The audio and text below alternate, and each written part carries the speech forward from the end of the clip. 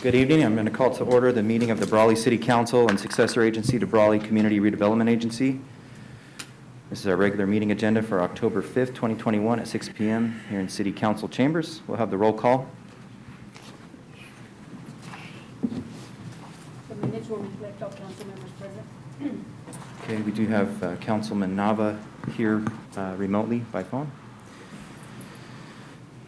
Okay, at this time I'd like to ask Pastor Sean Arvizo from Brawley Christ Community Church to come up and give us our invocation.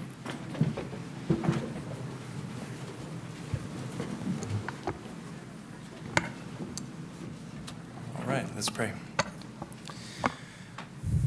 Father, thank you so much for the gift of one more day. Lord, you've given us the abilities to manage, to administrate, and Lord, you own everything. And so, Lord, we want to manage and administrate your resources well to the glory of God, to the glory of Jesus Christ, for the advancement of the gospel, because that's what changes lives at the core of humanity. Lord, I pray for today's meeting, as there's a lot on the agenda, a lot to get done. And Lord, I ask that the city of Brawley would be absolutely transformed, number one, by the power of God, but also by the impact of its citizens. And so, Lord, I pray that you'd go before us. We thank you that James 1:5 says that if we lack wisdom, all we need to do is ask you, and you will pour out your wisdom onto us liberally. And so, Lord, here are all of us attacking many problems, and we're asking you for your wisdom from heaven as we tackle these things together. And we pray this in the name and for the glory of Jesus. Amen. Amen. I'd like to ask Mayor Pro Tem Sam Couchman to lead us in the Pledge of Allegiance. Okay. Ready? Begin. I pledge allegiance to the flag of the United States of America and to the republic for which it stands, one nation, under God, indivisible, with liberty and justice for all. All right, thank you both.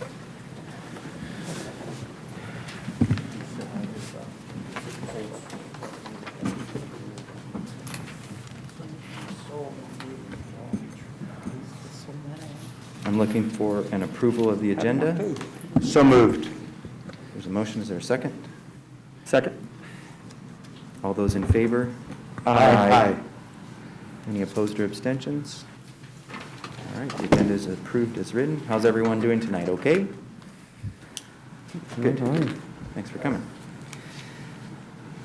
All right, item 2, public appearances and comments. Not to exceed 4 minutes. This is the time for the public to address the council on any item not appearing on the agenda that is within the subject matter jurisdiction of the city council. The mayor will recognize you, and when you come to the microphone, please state your name for the record. At the beginning of public comment section, before we go into regular public comments, I'd like to ask our police chief, Jimmy Duran, to come up and make some introductions of our new chaplain and a police commander and a police sergeant. Good evening, Mayor, members of the council, city manager, and public. It's an awesome day today. Every time we get to introduce awesome men like the ones that are here before you, it's truly an honor. It's an honor to, for me to say that these men are part of our team. You probably saw Pastor Sean Arvizo today in uniform. It's like, wait, what's going on? Is he leaving the church? No, he's joining our team. He's one of our newest chaplains. So, it's been a pleasure to worked with him. Since he got here 6 months ago to the city of Brawley, I think he's just been awesome. He hit the ground running. Awesome asset for our community, for our police department. But I'll let Pastor Arvizo, give us some words, of encouragement here. For sure. Just as Chief Jimmy Duran was sharing, it's been a great experience being a part of the community of Brawley, getting to partner with the department, and we're just really looking forward to serving the department and the rest of the community in more greater ways through Christ Community Church. Of course, as we know, that marriage is a big part of who we are as individuals, as men, and so I do want to just share that my beautiful bride, Victoria, is here with us, as well as one of our 2 sons, James Arvizo, and so they got to join us here tonight. But there's a lot of great plans in the future as we begin to roll things out, so it's a pleasure to serve with you guys. All right, thank you. Welcome aboard. We're happy to have you as part of our chaplain program. And as Chief Duran pointed out, you have hit the ground running. You've already been really engaged with the community, and we really do appreciate that. So welcome aboard. Thank you. Then we have Commander Renee McNish. Renee McNish has been a law enforcement officer for 18 years. He has a wealth of knowledge and experience in different areas of law enforcement, all the way from personnel matters to operational matters, investigative matters. I mean, he is an awesome addition to to the police department. He did come from the sheriff's office, so that's what I was going to do. I did not slip. City manager's got me under almost slipped again, but I did it. Come on, 24 years, saying, you got to give me some credit here. Give you some grace. So, again, no, he's an awesome addition to our department, but I'll let him share some words with the council and the public. Well, I want to thank everyone for accepting me. Since being here, I've received a warm welcoming from just about everyone within the community and also within the city. I do look forward to working with the chief of police, city manager, on getting things done for the Brawley Police Department. And I will do my absolute best not to say the Imperial County Sheriff's Office. Thank you. Welcome aboard, Commander. Thank you. I'm entitled to one more strike. This is the second time, okay? So it's not bad. I'm doing okay. And next is Sergeant David Felix. He is also coming from the Sheriff's Office. Again, awesome law enforcement officer. Been a law enforcement officer for 15 years. I had the opportunity to work actually with both while working at the Sheriff's Office. I did say it correctly this time, at the Sheriff's Office. And he's gonna. I have no doubt he's gonna do great things.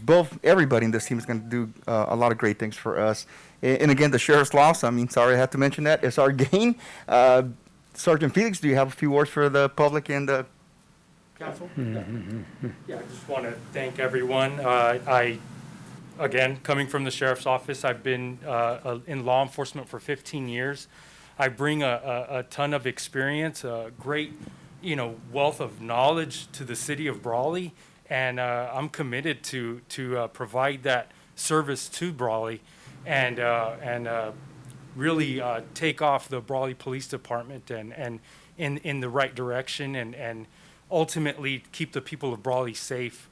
So today was my first day, and it was a very progressive first day and a lot of behind the scenes stuff, but again, the guys were very welcoming. The guys were just, it was an amazing welcoming, and I truly appreciate that. And I'm going to do my best to give back to the city of Brawley and its citizens. Thank you. Thank you. Thank you. Good to have you on board. Again, welcome to the Brawley family. All right.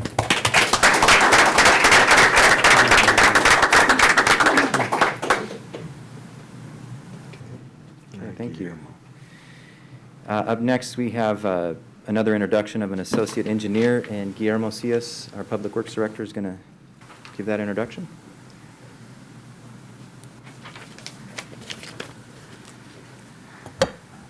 Good evening, Mayor, members of the council. It is my pleasure to introduce to you Mr. Felix Ramirez. He is graduated from University of California in San Diego. He is the new hire for Public Works Department, specifically in Engineering Division. He is a registered civil engineer with California. He has been working previously for the Imperial County and for the Imperial Irrigation District for a combined 8 years of experience. So please join me to welcome Mr. Felix Ramirez. All right.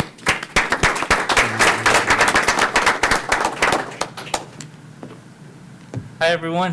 I just want to thank everyone for welcoming me on board. And I know I look a little young, but like Guillermo said, I've been in the engineering business for 8 years. I have my PE, my EIT, and I just want to do my best to represent the city of Brawley in future projects. Thank you. All right, thank you. Good to have you on board. Okay. Now, if there's any public comment on anything that's not already on the agenda, now's a good time for that. Good evening, Deborah Owen. I'm a resident of Brawley, and I'm leaving to go to another meeting that I have to be at 6:30, but I did want to take this opportunity to thank you for your open-mindedness. For those of you that I was able to talk to personally, I really appreciate your willingness to meet and listen to the public. I think it means a lot. And oftentimes, you don't hear the good things. You hear what we're criticizing you for. And I know that's not always pleasant, but I do appreciate you allowing the public to become involved in the process and taking the time out of your schedules to listen to us. So I really appreciate it. Thank you. Thank you. Thank you. Thank you.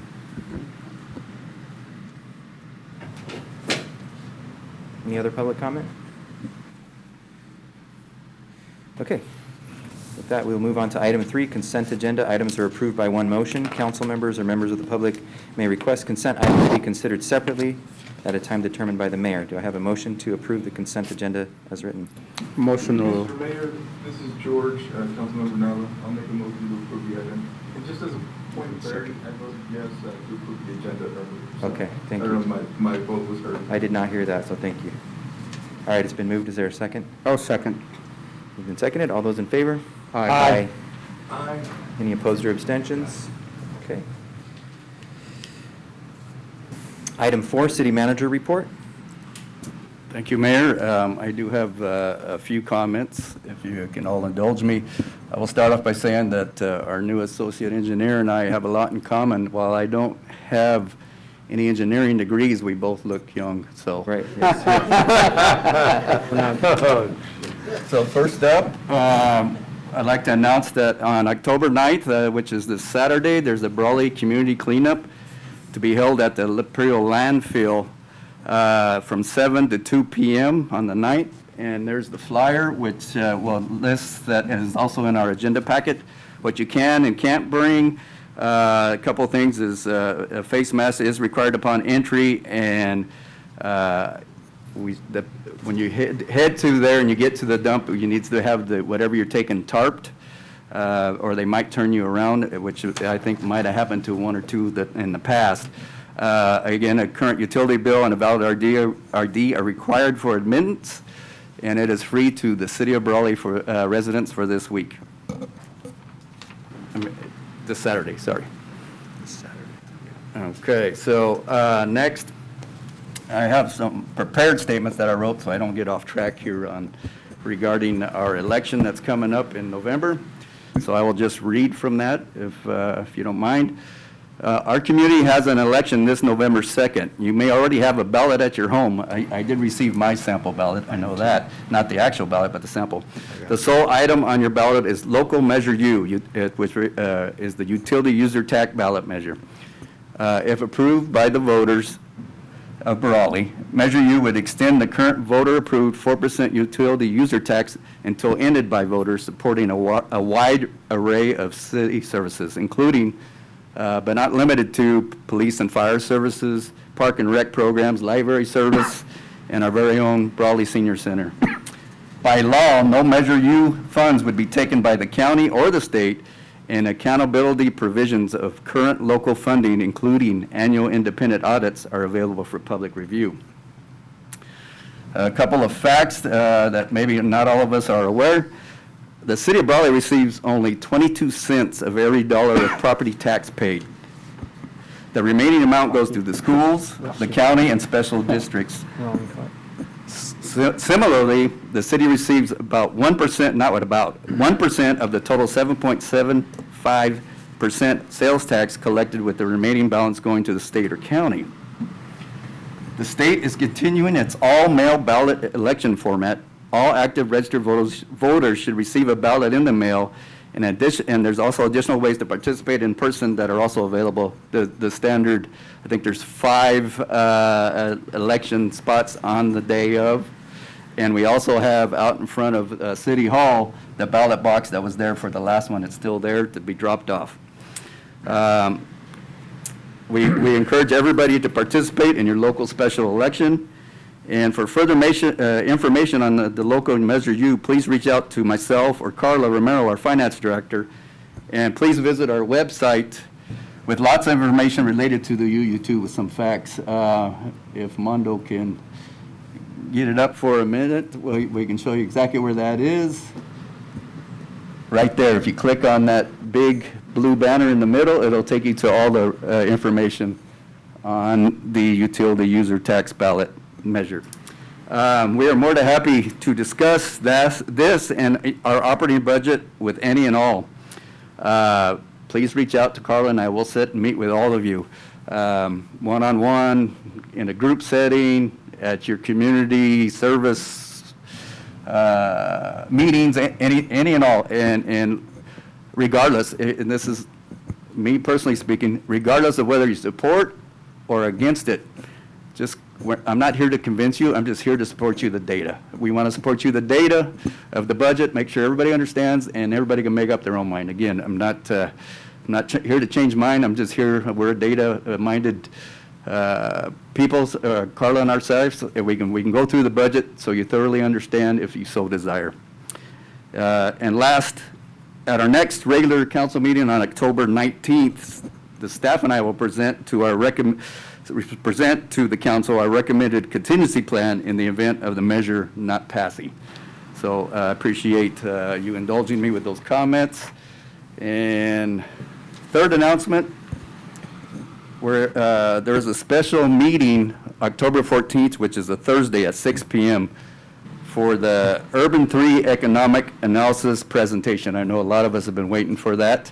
That's going to be this, not this Thursday, but the October 14th at 6 p.m. So I encourage everybody to tune in on Facebook Live and listen to that presentation. Last but not least, October is Cybersecurity Awareness Month. Armando Garabay, our Information Systems Manager, will be sending information on cybersecurity to staff each week for the entire month on making that aware, because that's, as everybody's aware, there's been some intrusions and ransom things going on, but we're educating staff. And Armando doesn't do that just 1 month out of the year, but this is Cyber Awareness Month. So that's all I have, Mayor. Thank you. Thank you, Tyler. All right, item 5 is a public hearing. We're going to conduct a public hearing for a conditional use permit for vertical bridge cell tower for the location at 221 Magnolia Street, Westfield. This will be presented by Tyler Salcido, our city manager, and Gordon Gase, our planning director. Backup is on pages 29 through 189. Mayor, I'll just give a brief, quick overview on this. It's, as we're all aware, especially everybody in this room, it's been front and center on multiple occasions throughout the last few, multiple months, I would say. On August 11th, the CUP request did go to the Planning Commission. And on October 11th, they voted to deny the conditional use permit. It was appealed by the applicant. So it is in front of you to consider the CUP and any direction you would like to give to staff and or action taken. The floor is yours, Mayor, for the public hearing. All right, thank you, Tyler. Okay, at this time, I'm going to open the public hearing, but I would like to lay out a few ground rules. First and foremost, I would respectfully ask that you would keep comments short. I think at this point, it's clear, you know, who's for it and who's against it, and what the issues are at hand. You've all been very thorough in meetings past in stating your case and why the tower should be put there or not put there. And so we do appreciate the public input and the outreach that's happened over the last several months on this issue, but I ask that you would keep your comments short so that we don't run into, you know, hours of comments. I would like to ask that we have the applicant and supporters of the tower give their comments first, and then those that are opposed to the project give their comments next. There will be opportunity for council members to ask questions if those arise during those comments. I would ask that you keep your comments to 4 minutes or less, as we've laid out in under public appearances and comments. If a statement is made that you are in complete agreement with or that you would echo, I ask that you would just come up, state your name for the record, and say that you're opposed to the tower or in favor of the tower, rather than repeating information that's already been given. So if there's a spokesperson that you have that you'd like to go first and lay out the groundwork, then others can yield their time to that person as well. Mr. Mayor, just before you open, just for clarification, also on council's side, once the public hearing is closed, that's where we begin also discussion. I just want to make sure we have the opportunity after, right, as council, I'm just clarifying for the public as well, that we can engage, whether it's the applicant or members of the public that might have specific information. Yeah. So I just want that clarification as Yes, well. yeah, to clarify, if we have questions after the public hearing is closed, specific to a particular commenter, we can ask that person to come up and clarify their statements within reason. I don't want to go back into another public comment section once we've closed that public hearing part, so that we can get to the heart of the matter and make our vote. So I am opening the public hearing. At this time, I'd like to ask the applicant if you would come up and make your comments, please. Gary Castle with Vertical Bridge. If you would indulge me, I have my Vertical Bridge attorney that would like to be able to speak on behalf of me as far as the applicant is concerned. She may run a couple more minutes than 4 minutes, though. That's my challenge. All right. So Gary Castle with Vertical Bridge. I have an attorney that I'd like to have speak for me, or as part of the applicant. She will be the applicant as far as I'm concerned. Okay. And if there's questions after that, of course, I want to be there for you.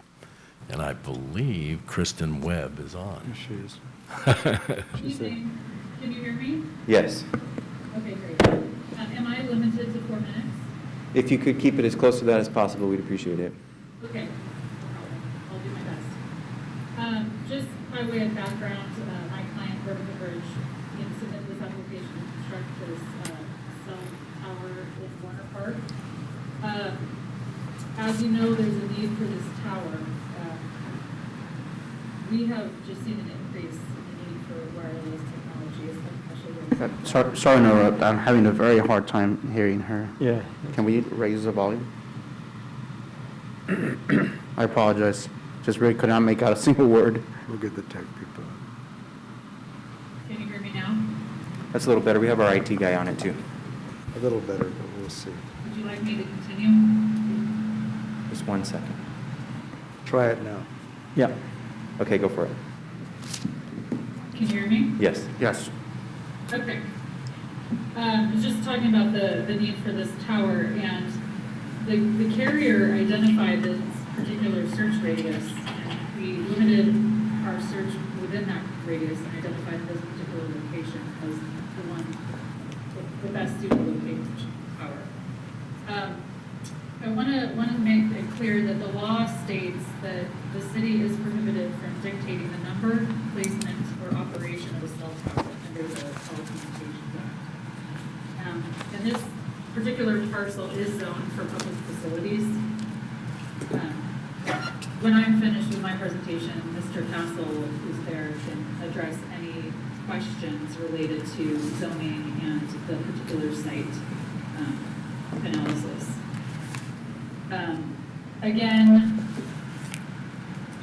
the Vertical Bridge has entered into a lease with the city, and there's going to be some money paid. And also, Vertical Bridge is going to contribute some money to improve the ballpark where this tower is going to be hopefully constructed.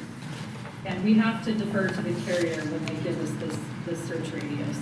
They put a lot of time and effort into mapping out this area, and we confine the search to that particular radius. We're aware that there's some public concerns with this, particularly I think people have raised some issues or concerns about health effects with regard to radio frequency. First and foremost, federal law prohibits the city from considering health concerns when deciding on this type of application. And we understand we're sensitive to the concerns, but they just can't be part of those considerations tonight. That being said, Vertical Bridge has complied with all the FCC emissions requirements for this tower in this area. To put it in perspective, a cordless landline phone emits more radio frequency than this cell tower would. We've also are aware that there's some concerns with CEQA compliance. but I want to make it known that this tower is exempt from any CEQA review. First of all, it's not a project under CEQA, and even if it were a project, it's categorically exempt. Installation of telecommunication equipment on public property is not part of the CEQA review. So in other words, this tower would trigger CEQA review, either whether it's a project or not, because it's categorically exempt from review. This application also complies with all local zoning ordinances. The tower is registered with the FCC as part of the EAS program, which provides emergency notifications to the public. And as I just said, the radio frequency waves from the tower are in compliance with FCC regulations.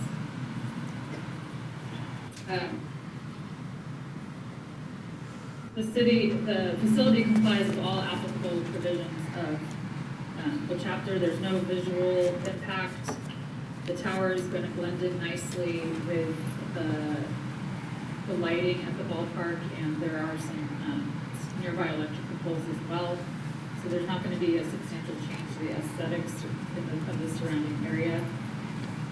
And as I said, Mr. Castle is there to answer any questions with regard to the specifics of the site or the zoning ordinances. In conclusion, my client has worked really hard to get this done and to meet the needs of the citizens. And I will reserve any further comments to address any of the concerns raised by residents. Okay, thank you. Mr. Castle, did you have any other comments that you wanted to add to that? I don't actually. If you have questions, I'm glad. Okay. Any questions from council based on those comments? Yeah. You want to do that now, or do you want to do that after the public? Yeah, it's probably better. I think with her on the line, if you have any questions specific to what she said, let's get those out of the way right now. I have a couple of questions. The difference, she mentioned difference of this new tower compared to the utility, to the lighting that's already in place. It's my understanding that those are 60-foot lighting poles, utility poles that are in place versus in comparison to 110, that's a 50-foot difference. Am I correct, or because you mentioned it, ma'am, you mentioned that it would be no difference, that it blends right in with the lighting and all the utility poles in the area. I want to know, my understanding is those are 60-foot poles versus, in compared to what you want to install is 110. Is that correct, or am I misinformed here? You're looking for... Mr. Castle can address any specifics of the site itself. That's why he's there. I'll refer to... Yeah, no, go ahead, sir. It's my understanding that they're taught the light standard, not the electrical poles. The electrical poles are the height that you're thinking that they are. It's the light standards that are higher than that. From what I understand, they're closer to 75 feet. And that was all part of the opposition that was here the last two times, where the concept of going from 75 to 110, there was a question about whether that was appropriate or not. So we're closer to 75 feet. We're not. I'm sorry. The the light standards that are existing there now. Okay. Does that help? Thank you.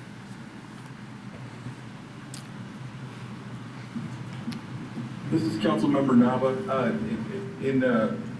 My question or statement really was with respect to the same topic.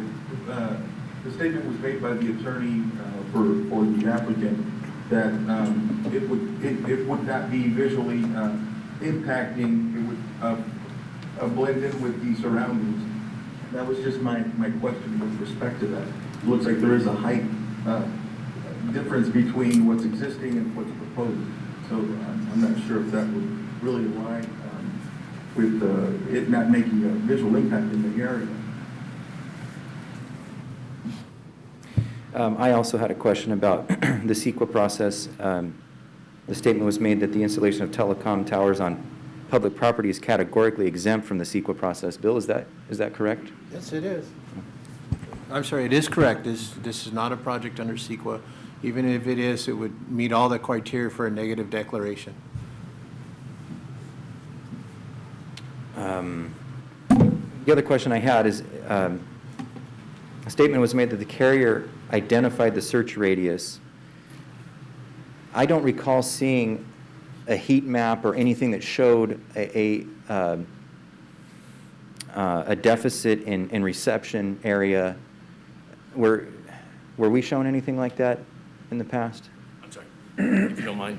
Go ahead. Actually, the search ring, and this comes from T-Mobile directly, basically, their whole research is based off of, well, let me just answer the question. The answer to the question is you don't have a map like that that actually shows the different, the block called areas or any of the other areas that are within the framework. But what they did was they built the search ring on the basis of what it was that was the problem or area, basically, for why they, now this is my experience of understanding why after 6 years of being with T-Mobile and 23 years in the business, I can totally understand.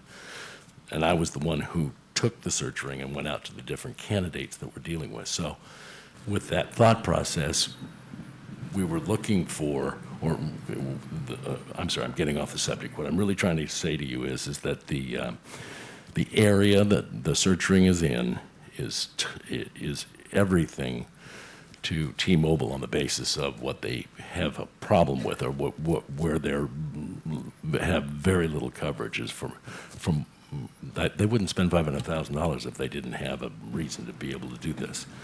And there's other T-Mobile sites in the area. That's what kind of caused this thing to go into the direction it did, because it doesn't have that coverage in the area that they have.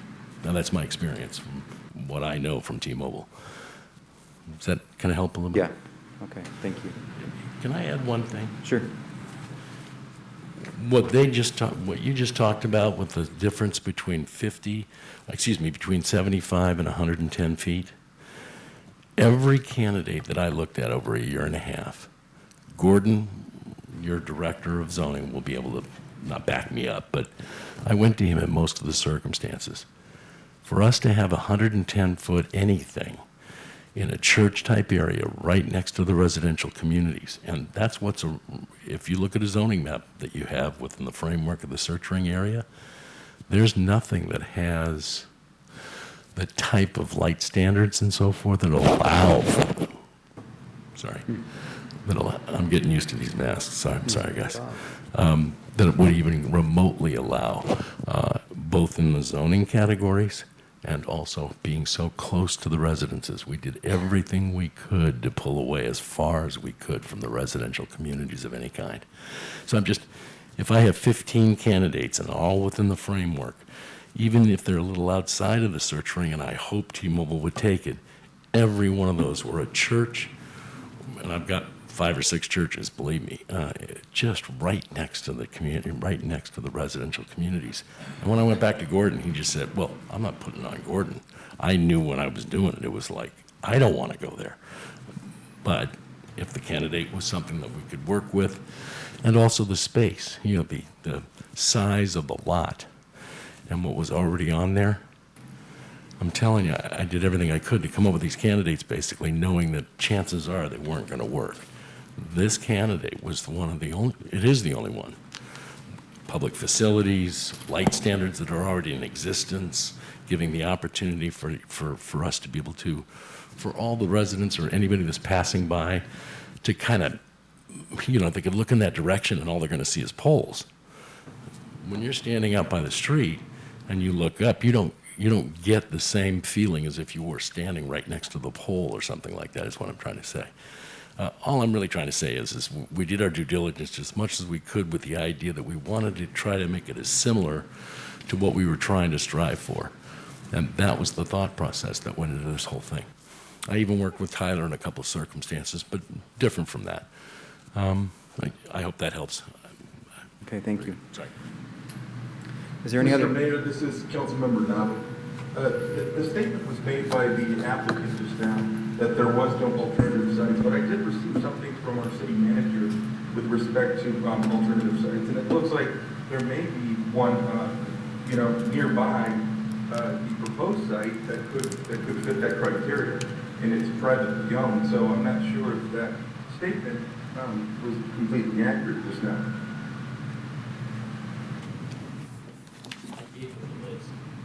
Yeah. I know where I've been, and I know what they said to me, either the landlord or otherwise. I know I'm not supposed to be talking right now, but just to give you an understanding, I'm the one who produced the list because that's me going out to these parts. I'm the one that produced, I apologize.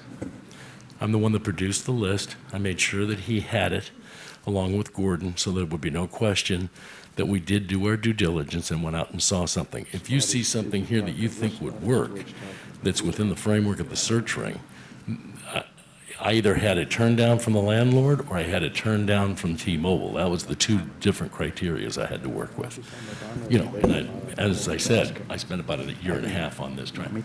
I just want you to realize that I'm the one who gave him the camera. I'm Castro. Nava is on, he's on a Zoom call. I'm looking at you. Yeah, we all look the same, I get it. Councilmember Nava, if you have the list in front of you, do you, it's specific property there that you're referencing to on that list? See it there? The property is 2nd Street. Property is close to Westfield. Property is also not privately owned. It's Okay, thank you for that clarification.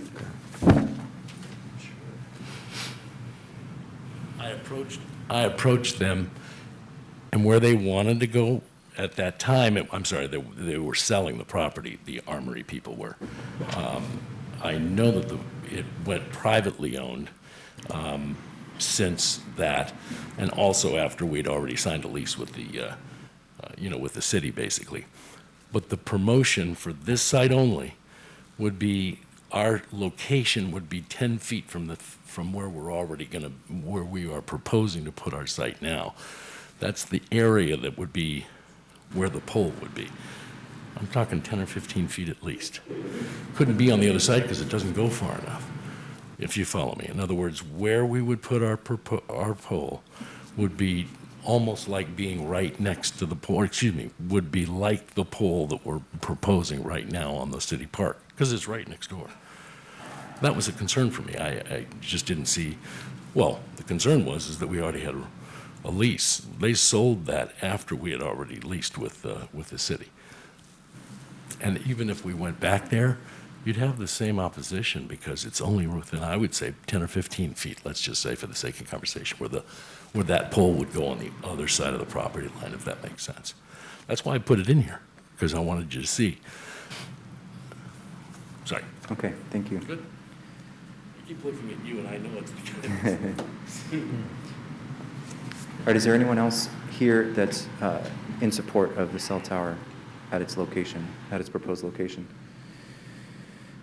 No? Okay, then we'll start taking comments from those opposed.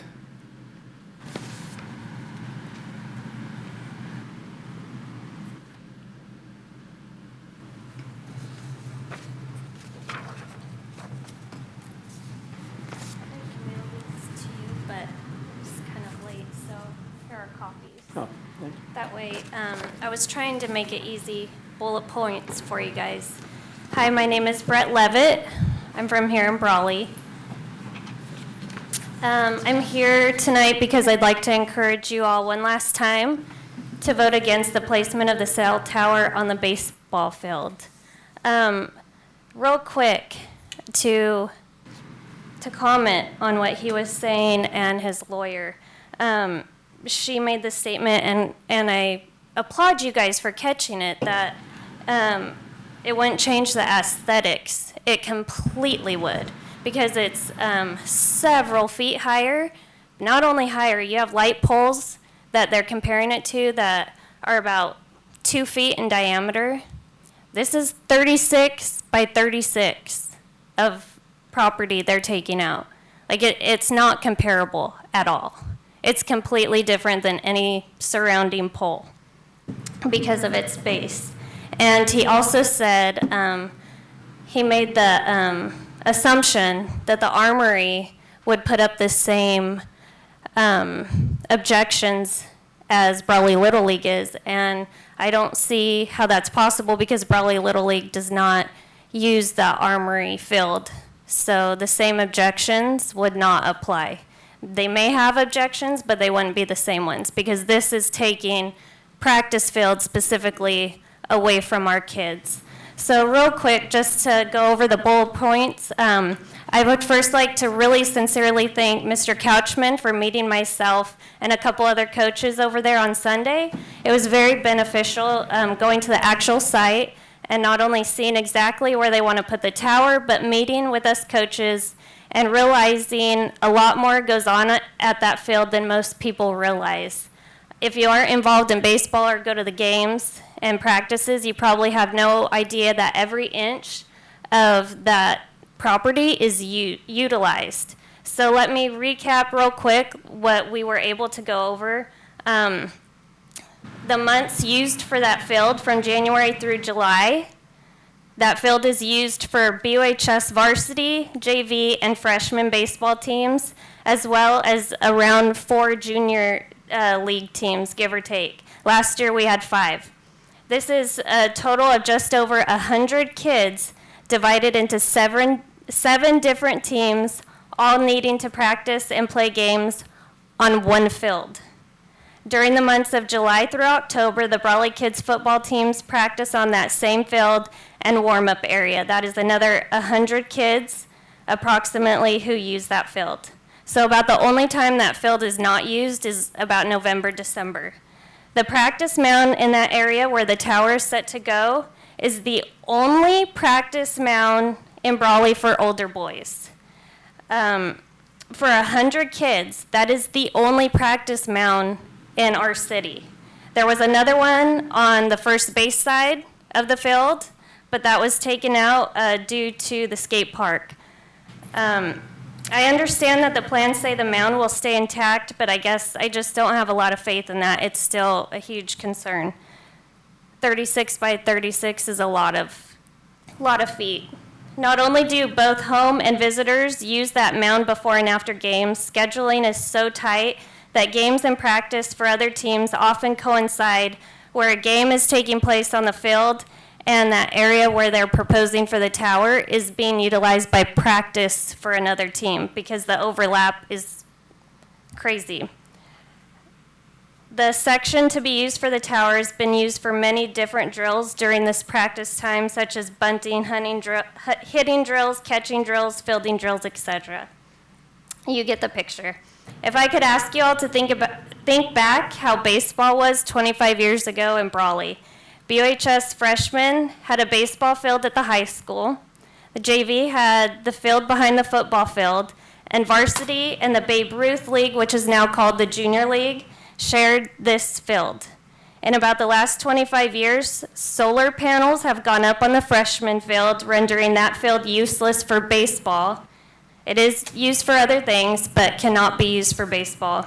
The JV field is now the parking lot for football games, and the one field we have left lost a whole practice area on the first base side with the mound to the skate park.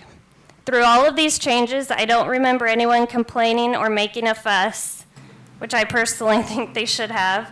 But I think the baseball community has been pretty accommodating. If you take this area away, we will essentially have nothing left for practice for these 100 kids in the older age bracket. If we had multiple fields and practice areas, we could maybe afford to lose this space, but we don't. There's got to be a better option for this tower somewhere else because there's no other option to build a whole field. I know you all feel like you're in a very tough position, and I just pray that you all make the right decision for our community, especially our kids, and I thank you again for your time and consideration. Thank you. Thank you.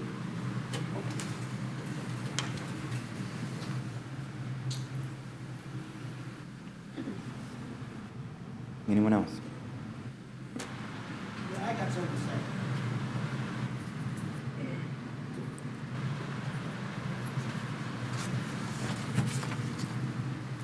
My name is Mike Ramirez. I grew up in Brawley. I grew up in the Brawley on the east side, where the Tambo is the water tower.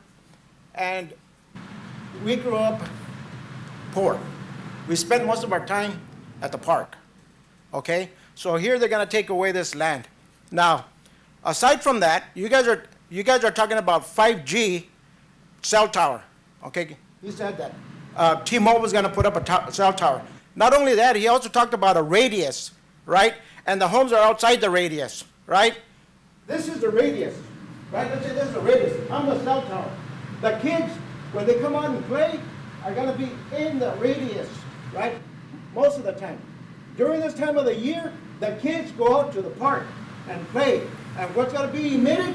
Radiation, okay? So it kind of reminds me of a movie that I watched not long ago, and that was Aaron Brockovich, where she had to battle these people about the selenium. He says, oh no, don't worry, the water's okay. Okay, 15 years later, they had all these kids, all these families with tumors and radiation dying and all this kind of stuff. That kind of reminds me of what's going on here. Hey, she doesn't live here, I bet you. He doesn't live here, right? Okay, the decision that's gonna be made 15 years, 20 years later, Warden made it, Castro made it, Nava made it, Happy made it, Castro made it, Salcido. These guys are the ones that made the decision, and our kids are suffering. That's all I got to say. All right, thank you.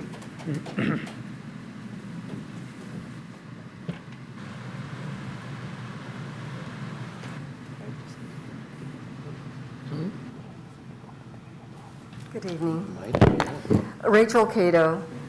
I've been here before, and so I won't repeat what's been said. I agree with what Brett Levitt said. I disagree with what he said. I forgot his name, so I can't say this gentleman's name. I'm sorry. Okay. I have a ton of questions for the lawyer and for, what's your name? Gary.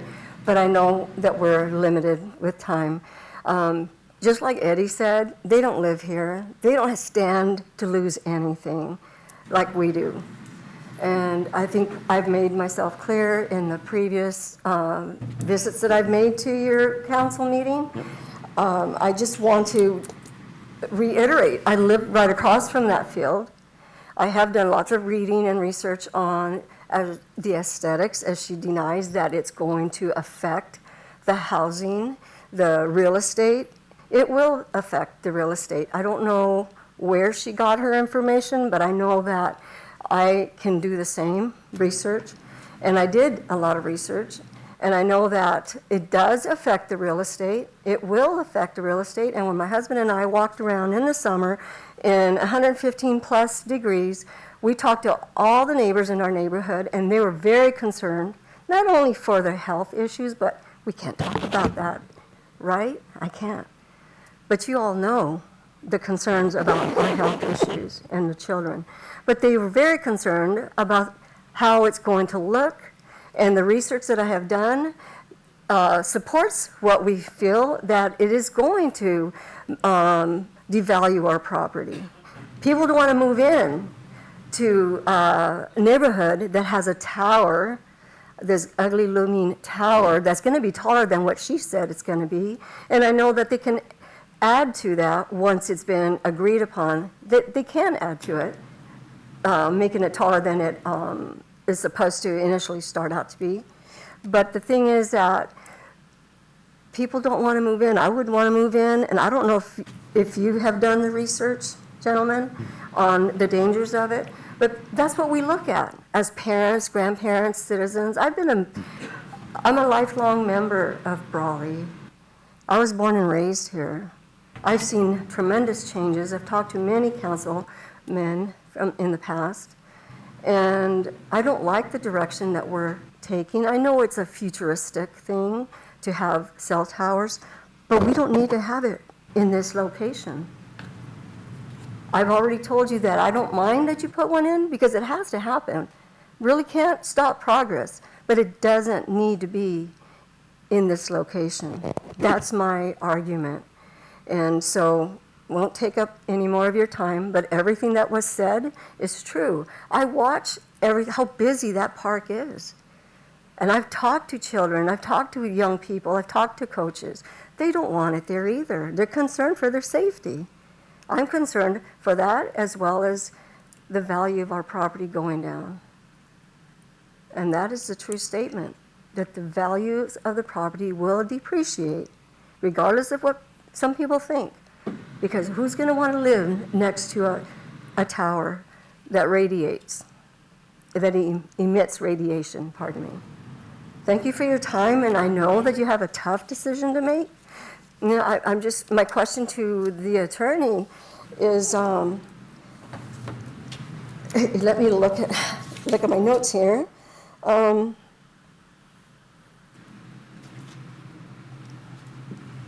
I had so many. What do you stand to gain from it? You say you already have a contract signed? Is that what you're arguing for, you're fighting for? Why are you insisting on having this location? Why is it that you can't find another location in this town if you need to have that? Why are you fighting for that piece of property?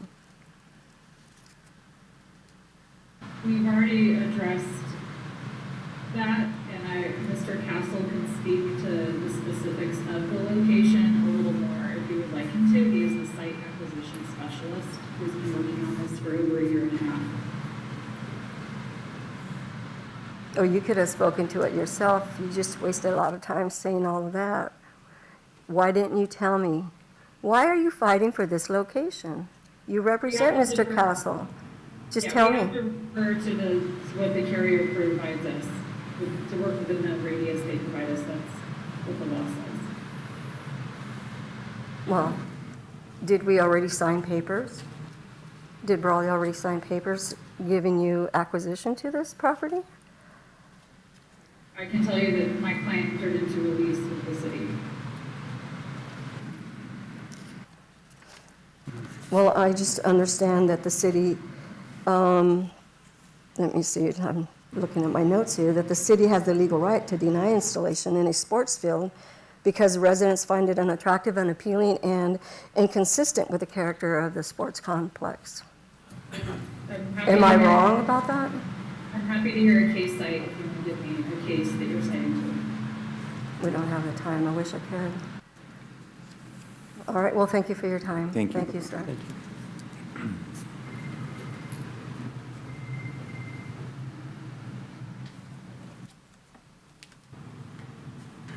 Jimmy Abadi.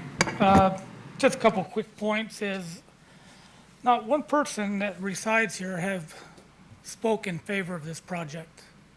That should weigh in a lot. And then another thing is that this is the only site possible for a cell tower. I find that very odd. Is it possible to put it someplace different but taller? Relocate it outside of the city? You're asking me to speak. I apologize. I'm trying to.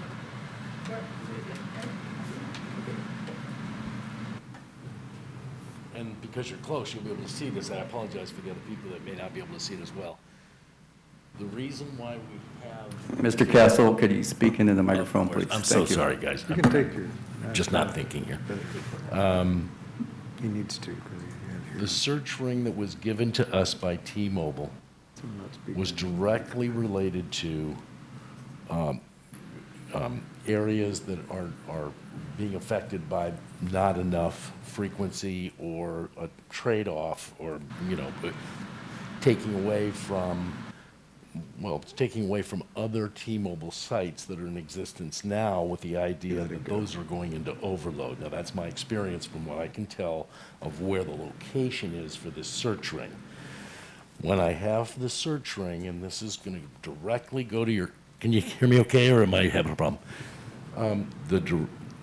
Sir, I apologize, I hate to interrupt again, but I can't make out anything that you're saying. I think Mr. Abadi would be okay if he doesn't actually face you, so we can get it for the record. Yes, get in the mic. Sorry, guys. I'm trying to get this right. But to answer his question, specifically stated, when I went into the search ring area, which was given to me by T-Mobile in order for them to be able to, because that's the key here is the T-Mobile has an area that does not have enough what do you want to call it, radio frequency, basically, with the idea the streaming is poor, blocked calls all over the place, the potential of 911 calls actually being blocked. Now, this is T-Mobile that I'm talking about, where the other sites that are existing, basically, this is going to add to or take away from. And what I mean by that is that they're actually going to be, those other sites is somewhat in the overload with the idea of streaming and data and block calls. That's what's really happening here is that we're trying to cover an area that doesn't have the coverage. So when I went into the search ring, and I'm going to be real specific, and this will answer his question. When I went into the search ring, the first thing I looked for is the zoning aspects of it. I didn't even get out of the car. I just drove to Gordon's office to say, I need a map. I already know I have a map, but I need you to kind of help me along the way here. This is what I'm trying to solve. And within the framework of the conversation that I had, even though his office was closed and I was sitting in my car outside because of the COVID situation, because I had the map, we could kind of talk through where I might be able to go. There wasn't any question because there was no other zoning that would allow me to be so close to residences, but would even allow the pole to be there. So residentials was out. Even apartment complexes or R4s or anything that was in the R-type category couldn't even be considered. So I don't want to take too much more of your time, but I think I'm going to specifically answer his question, that the search ring landed right on these park areas, basically, that we thought would give us the opportunity because it's public facilities. And I went to Gordon and said, would you consider this? And he said, well, yeah, if it's a public facility zoning, certainly I would take it into consideration. You have to go through the process, conditional use permit, all the things that are necessary. And then I started asking him about the churches that I had identified. And he basically said, you're too close to the residences for what it is that you need, and there are no other poles or anything that would allow any of the church basically would allow, it would just be totally unsightly. I mean, the same reasons for why the opposition is talking tonight is exactly the reasons for why I couldn't go to these other churches. And that's the list that I have, is about 4 or 5 churches and the other area, schools, that kind of thing. What I'm trying to promote, or at least to answer his question, is when you look at the zoning map and you look at what's available, and 110 feet's not my issue. It's available with the idea that even getting something zoned at all in those areas with some kind of height, because that's what T-Mobile or all of the carriers need, is some kind of height. So the thought process is that the parks would be the best. I ended up coming, to the parks people along with Gordon in approaching them with the idea of possibly doing something. Mr. Castle, can I interrupt? Please. I think you made the point and answered the question, Mr. Mayor, if I could. If we're still in the hearing, right? So is this where you want the Q&A now? Or, because I've got several questions, from what I've learned over this whole process for several months. And I want to remind the public, this is our first engagement post-Planning Commission, right? So even some of these questions might seem a little fundamental, but I think a lot of points have been made, including Mr. Abadi's question about, just alternate locations. We wanted to know the same thing. So one of the things I have a little difficulty with is actually getting that information late yesterday. So, I don't know if that was just timing or what the case may be. I'm assuming you had this list already quite a while ago. But as I think Councilmember Nava said, the first time I've seen it was really a chance to look at it last night. No, so don't assume that. I'm not trying to cut you off. I just want so you had the list. You had to create the list. I did not create the list until just recently, and then I Okay. turned it over to the attorneys. That's not even my point about it, though. As the site subject matter expert, right? You're plenty experienced and used to not only these hearings and these kind of engagements. Sure. It's not the most popular thing in the world to go anywhere, right, and propose these sites. I think my assumption would be they're always met with some kind of issue, both legal as well as really when it comes down to it, what a community thinks does have impact, right? And so I just want to go specific to the site. Do we have site bias here? I mean, are we stuck on a site to where it sounds like what I'm hearing is a lot of sort of justification to the site and zero alternative. That was one of my questions as well. I'm finding it hard to believe how much due diligence. I'm not trying to put this all on you, but perhaps is there a deeper dive? And I think the easy answer on your part has been yes. That's what I heard with the Planning Commission meeting, that everything's been considered. I don't know if I'm convinced just based on this list.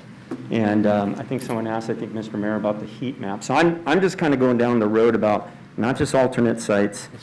Again, the impacts. I think you're used to working with communities, right? We got to work together on these things. So any kind of infrastructure improvement, we all agree we want better cell service, right? Whoever it comes from. Right. We need electricity, we need sewage to go away, we need water to flow. So we deal with these issues all the time. Yes, sir. Where bridges are, roads get improved, all those kinds of things. But to me, what's compelling is it's clear this location has been problematic for several reasons that's been stated. So I just want to know again from you, are we working together? Is this just just kind of a binary topic? It's just this. It's either it has to be here or nothing. Is that your conclusion? It's there or nothing. And I'll tell you why it is. And I'll tell you why it is. It's the same question that he asked, and the other gentleman that was on the Zoom. When you look at the search ring area, which is a finite area for T-Mobile, they're looking at this from the point of view that they need it within the framework. Mr. Cassell, I apologize for interrupting, but we're having a hard time hearing you. If you wish to remove your mask, if that helps. Thank you. That helped. So the answer to your question is the same question that the other people asked, which I really appreciate you saying this, is when you look at the search ring, which is a finite area for T-Mobile, because they actually have to, in other words, when they build a site, it just doesn't stay within the framework of the search ring area. It actually goes outside of that, and it tries to, and that's what the 5G system does, is it builds a system build where it's talking to the other sites that are in existence. That's why the search ring is where it is. And then when you go into the search ring, you try to pick out first, what's the zoning in this area of the search ring? And then with that zoning map or zoning, identification. I think, yeah, and I understand that part. I don't want to be repetitive. No, but I'm bringing it right down to. I heard that part. It's still not going in. I'm just, again, if that's the only place, I find it hard to believe. T-Mobile is a pretty large organization. No, it's not. With a lot of smart people, I would assume. It's not that. It's not? No, it's actually, it's an engineering scenario. It has nothing to do.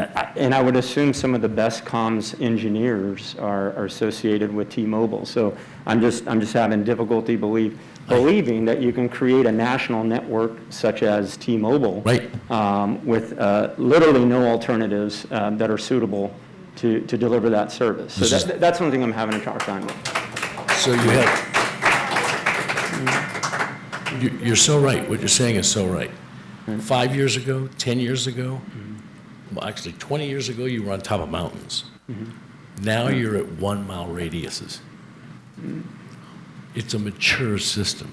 They're trying to fill in the holes. That's what this is all about. The hole is an area that doesn't have coverage.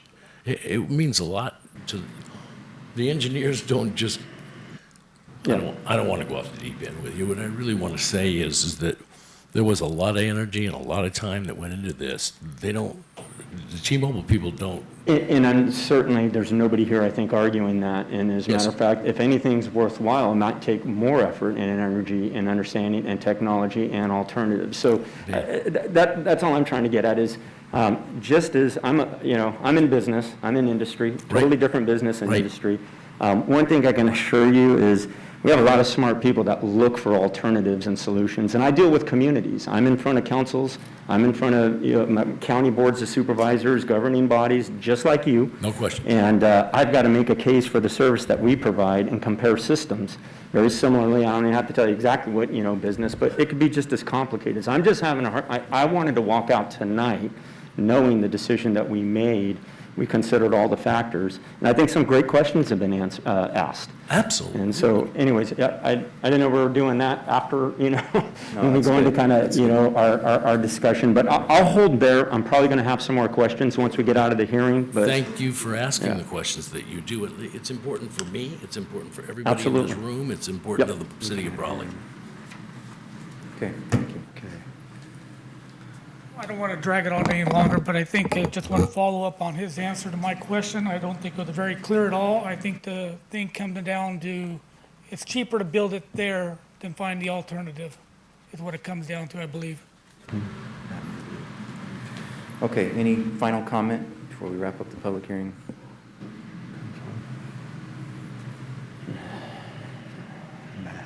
Thank you for the opportunity to speak. I think it bears, we should look back at how this happened. This project has been railroaded on our town in private. That's how it started. We, the public, didn't get a shot at having a say until the end. We should have been consulted at the beginning. And then you could have made your deal. It's really irritating to have to fight to be heard at the end. It shouldn't have been this way. Thank you. Thank you.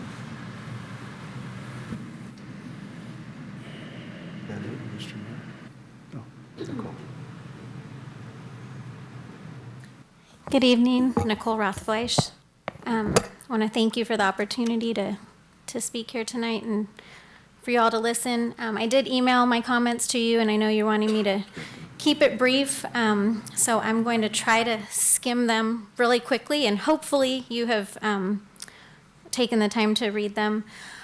I do believe because you have gone back and gone through the CUP process and taken it to the Planning Commission and back here for a vote and I also, after talking to 6 different attorneys, both attorneys that have worked with cities, county, and on these types of projects, that the lease is null and void because of how this is all going. So that's off the table.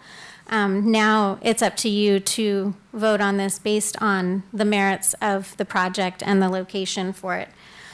So I'm just going to skim my list of reasons. Of course, public opinion, and I think this particular issue has garnered more public input than any in a long time that I've heard of in Brawley, and that speaks volumes. Aesthetics, just briefly, I personally, with a laser, measured the light posts. They're 60 feet tall. And so this would be almost double the height. And if you are driving even blocks away and you glance over in that direction, I mean, because houses are only like 1-2 stories, you're going to be able to see it towering above, sticking out like a sore thumb. Zoning, I believe it's zoned for public open recreation. And yes, you could change it for this, but it wasn't intended for private commercial industrial. I believe that it violates your own city ordinance on these issues. Your city ordinance talks about things like protecting residential areas and other land uses from potential adverse impacts of towers. Talks about locating them in areas where the adverse impacts are minimal, where the visual impacts are minimal, where you consider the public health and safety of the towers. And as far as safety, I'll get into that, just being on a kids' park. Avoid potential damage to adjacent properties from potential tower failure.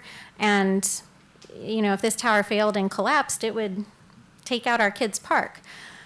So that's your own ordinance. Then there's the CUP requirements, which you're all aware of, but some of them are that it won't impose an undue burden upon the public improvements that are already there, that it's compatible with adjacent uses. Well, this is not compatible with kids needing to practice and play baseball there, and that it's not materially detrimental to the enjoyment or valuation of the property adjacent to the site, which this is definitely a detriment to it. Of course, the Planning Commission already denied it, and I believe you should uphold their decision.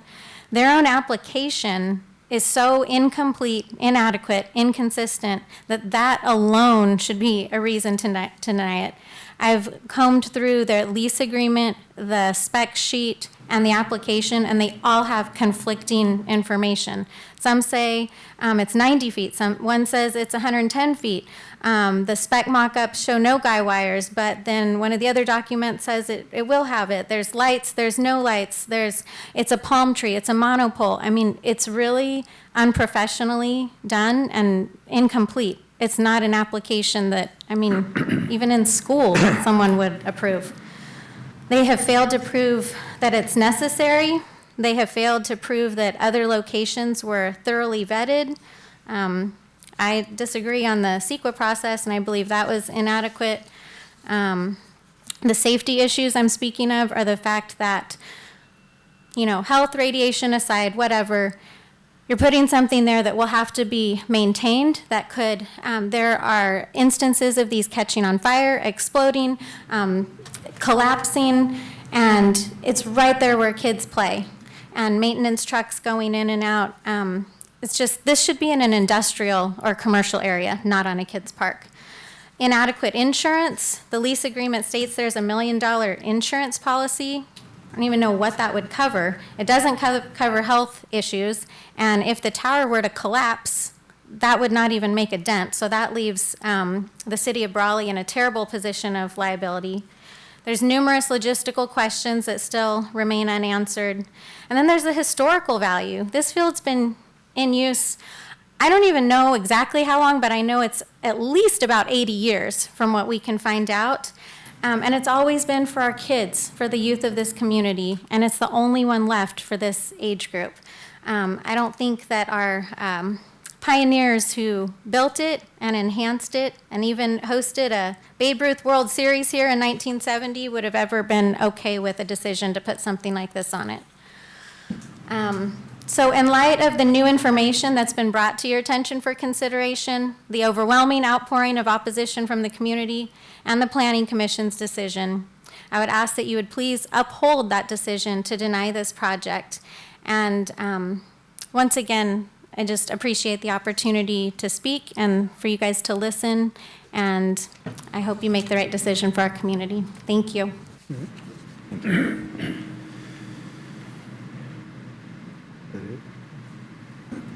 All right, one more comment.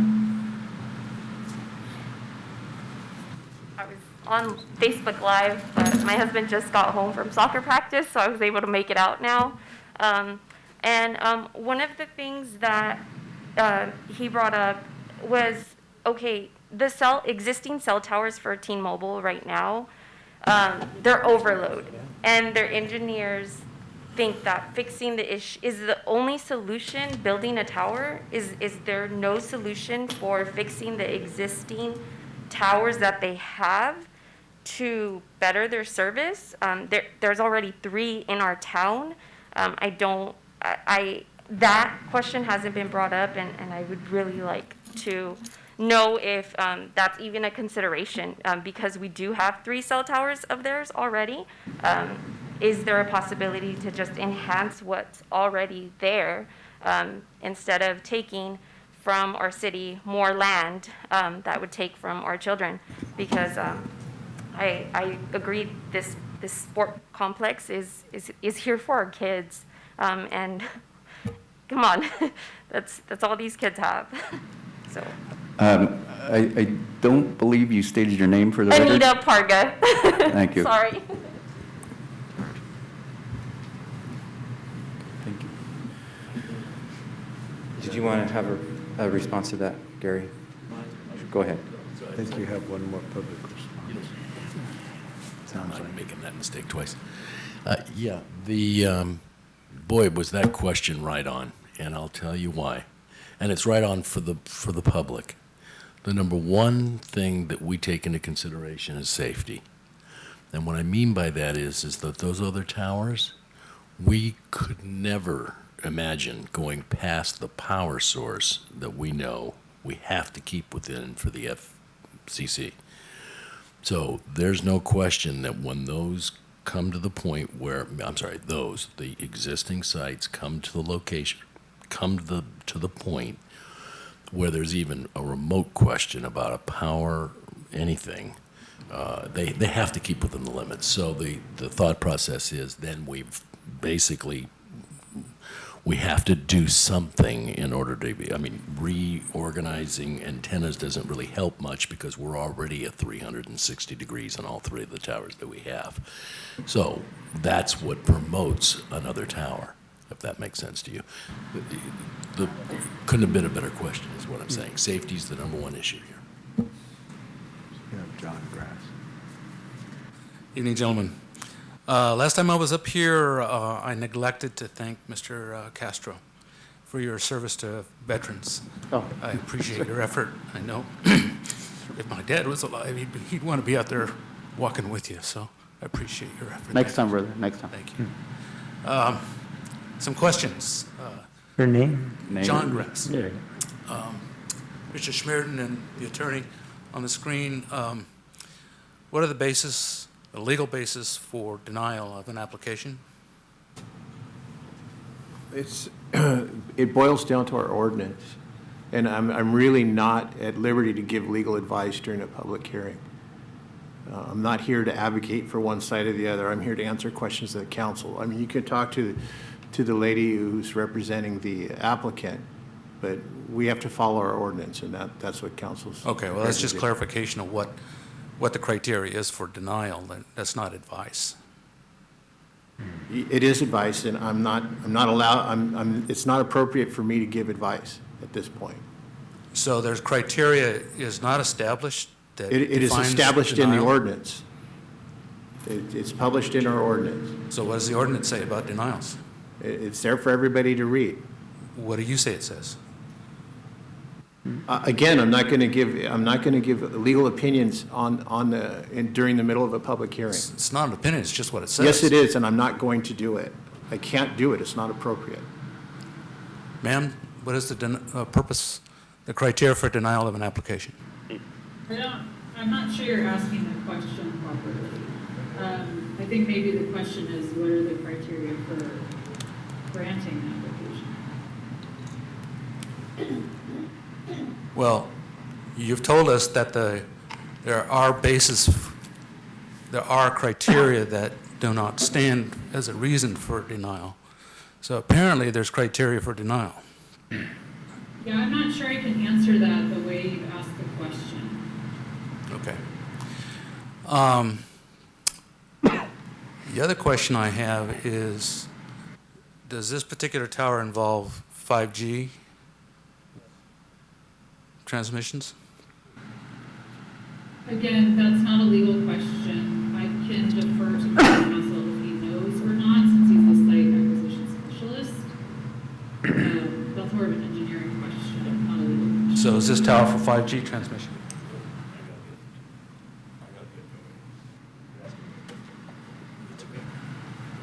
Yeah.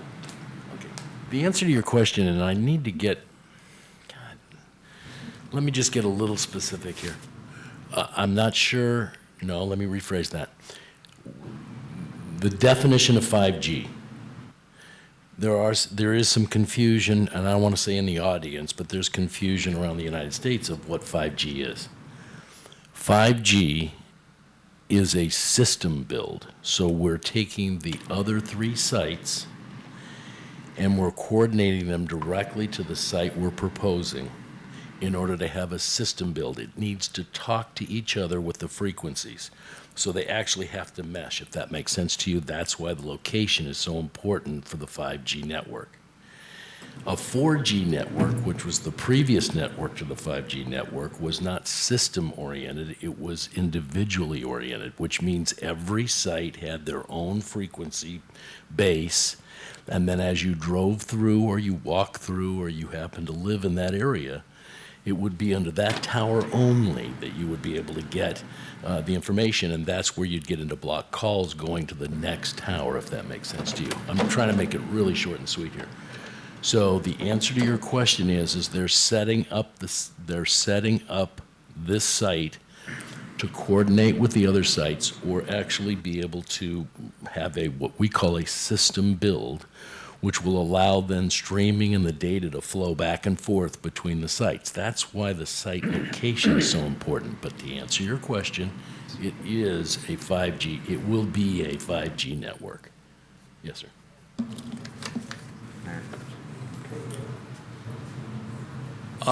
Next question is legal question. Are you familiar with the federal courts ordering the FCC to go back and review their RF emission standards, safety standards? No. Which case are you referring I can provide a citation for that, but it's something that I read recently that's been ordered, the FCC's been ordered to review their RF standards for 5G. to? Yeah, if you can give me a case that I can look at, I'd be happy to. I don't know what you're referring to. Next question is the lease, does it include the upgrade to 5G?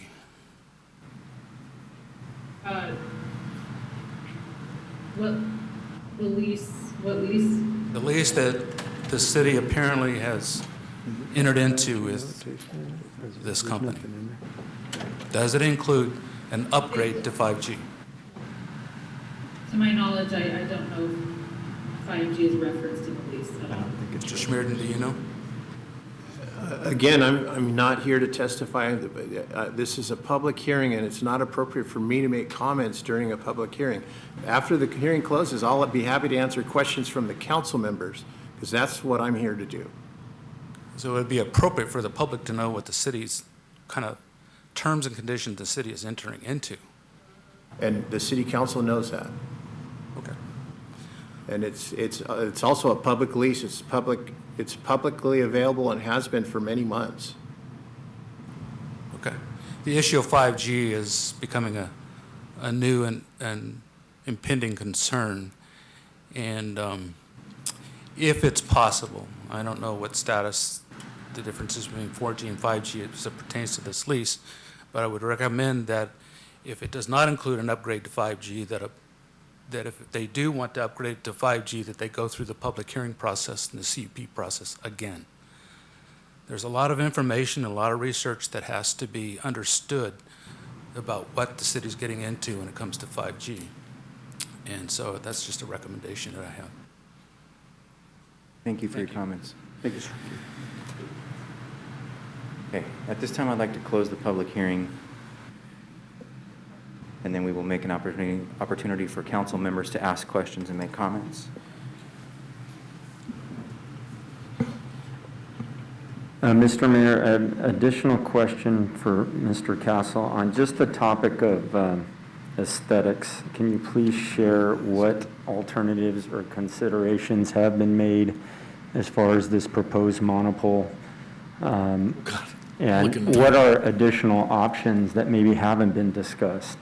So there's a good portion of the input I've received is obviously the look and with consideration for the location. Yes, sir. So I assume, again, you're doing this all the time. Is that a limited option?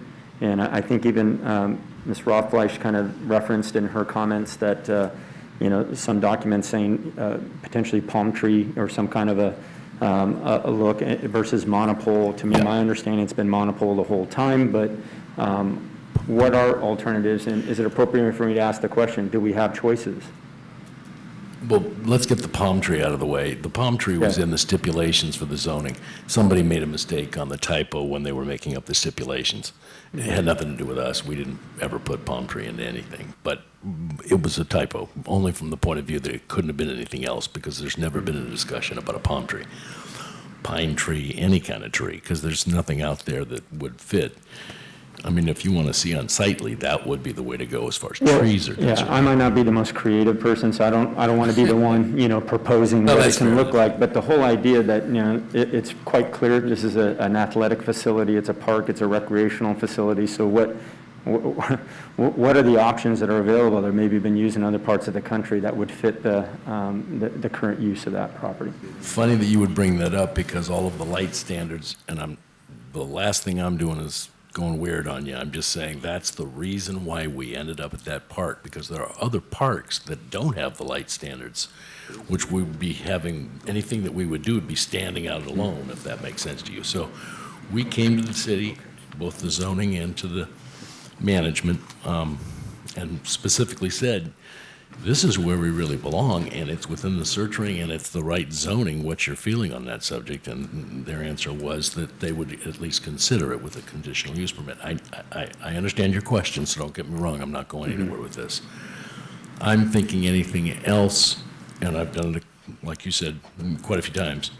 I'm trying to fit the aesthetics that are already there, if that makes sense. Yes, a ballpark, I mean, there's things that could. So there's options? I mean, that's what I'm hearing. Because it keeps going back to, in your opinion, monopole is what fits, but let's just say the consensus of opinion is opposite of that. If we were, are there other alternatives, just yes or no? I can't think of any that would fit the space that we have, because we're limited. I mean, you're hearing the opposition talk all about a 36 by 36 being taken up, but that's what the equipment's located. I'm trying not to be negative with you, because I've done this stuff before, but it really, the pole seems to fit the area, or the whole park area, because of the amount of poles that are there. Yeah, and I just want to be clear to the public, there's been mountains of backup material as this thing's gone on, and even to a previous comment, this has had, in my 10 years on council, more daylight and public comment and discussion than any other issue I can think of. I mean, there's a few close seconds, but yes, I just haven't in any of that heard, this question answered definitively, including looking back at the planning Nobody's really commission ever meeting. asked the question. Perfect, I'm so glad you did. I mean, it brings us in for all the time that we spent with the city in trying to analyze what we could do, as far as the park itself is concerned, due to the constraints of the amount of space that we would have to take, or that we would be taking. The whole thought process is if we want to be able to have a co-locatable, even if it wasn't co-locatable, we still need to have the equipment space in order for us to have the equipment, and that tones right into what else could you do with that space. The problem is that most of that space is developed for equipment. Thank you, Mr. Yes, Castle. sir. That's it, Mr. Mayor. I have a question for you, Mr. Castle, just don't go too far. So obviously, I understand that you're trying to cover a gap without overlapping other areas of service, correct? Is that what I understood? You said there are gaps and there are areas that are already provided, service is being provided for them. Oh, gap. Okay, well, let's go there. Yes, and sir. that you selected this site specifically to fill in this gap. So this is the optimal, it's the best site for this, what you're trying to accomplish, correct? I swear. What is the range? I mean, the feeling that I'm getting is that this was a study done by engineers and said this specific location, this field here, is the best. Yes, sir.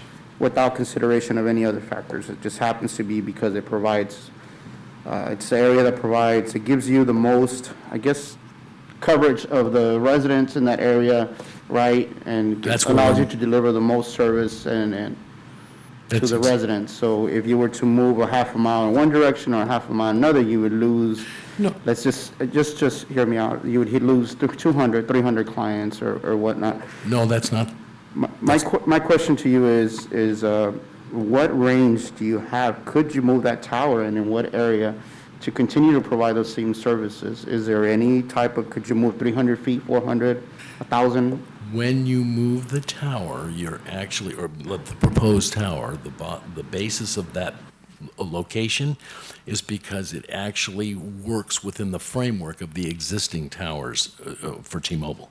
So what happens is as you move this, you're getting closer to one tower and further away from the other tower, Correct. which I understand causes. that. I'm sorry, I apologize. Okay, so that's causing the effect of what could we cover, which really goes to what you just said, basically. So it's not just the coverage; it's also the power that we would have to use. It's the directional of the antennas. We're trying to set ourselves up to be able to be within the framework. Because I got to be honest, there's going to be more.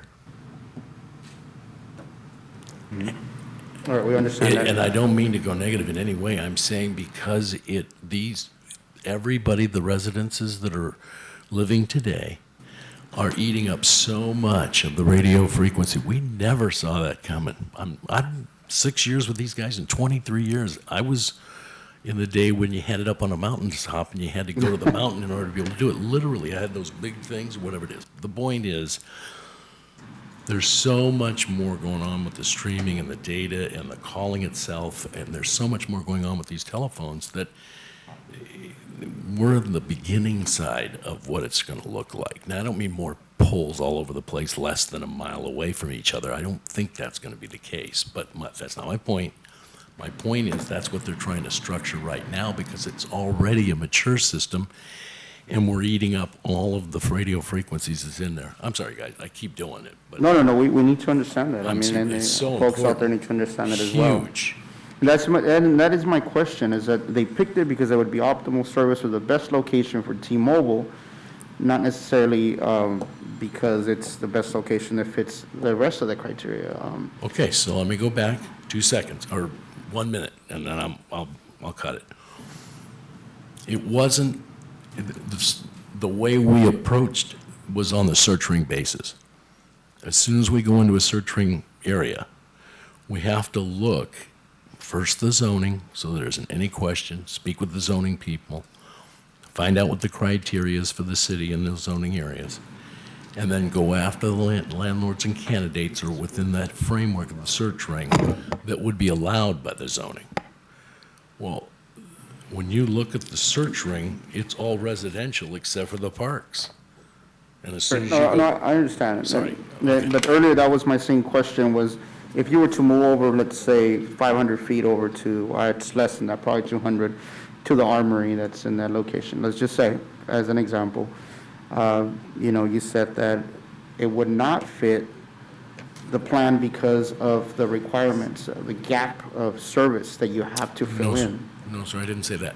What I said is that we wouldn't be accomplishing anything by moving it over to the armory because where it's located on the armory would be just as close to the residences they have now with still a 110-foot pole, and it would be outside of all the poles that are within the framework of the park itself, right?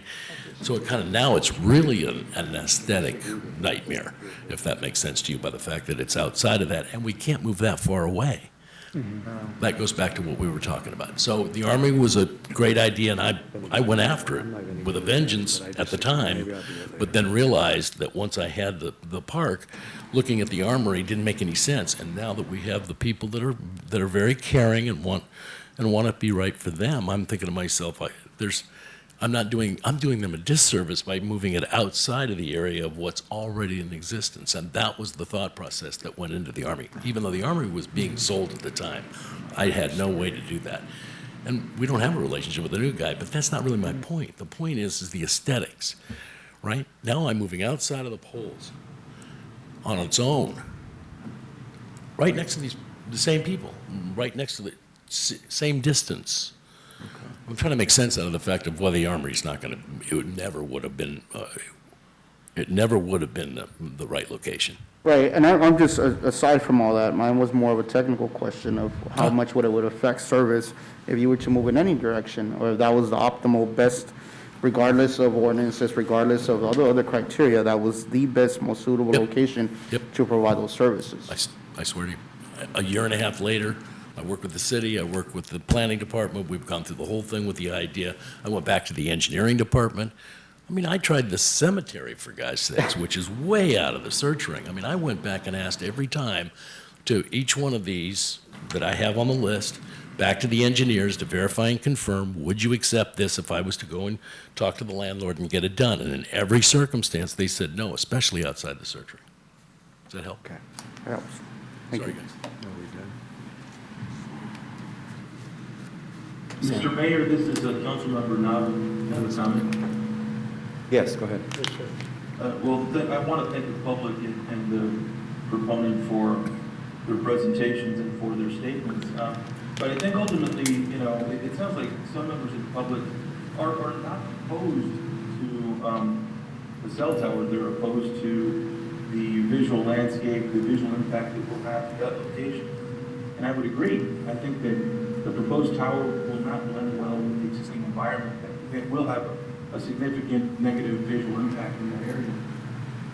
And so, considering that I am just not inclined to accept or approve the conditional use permit.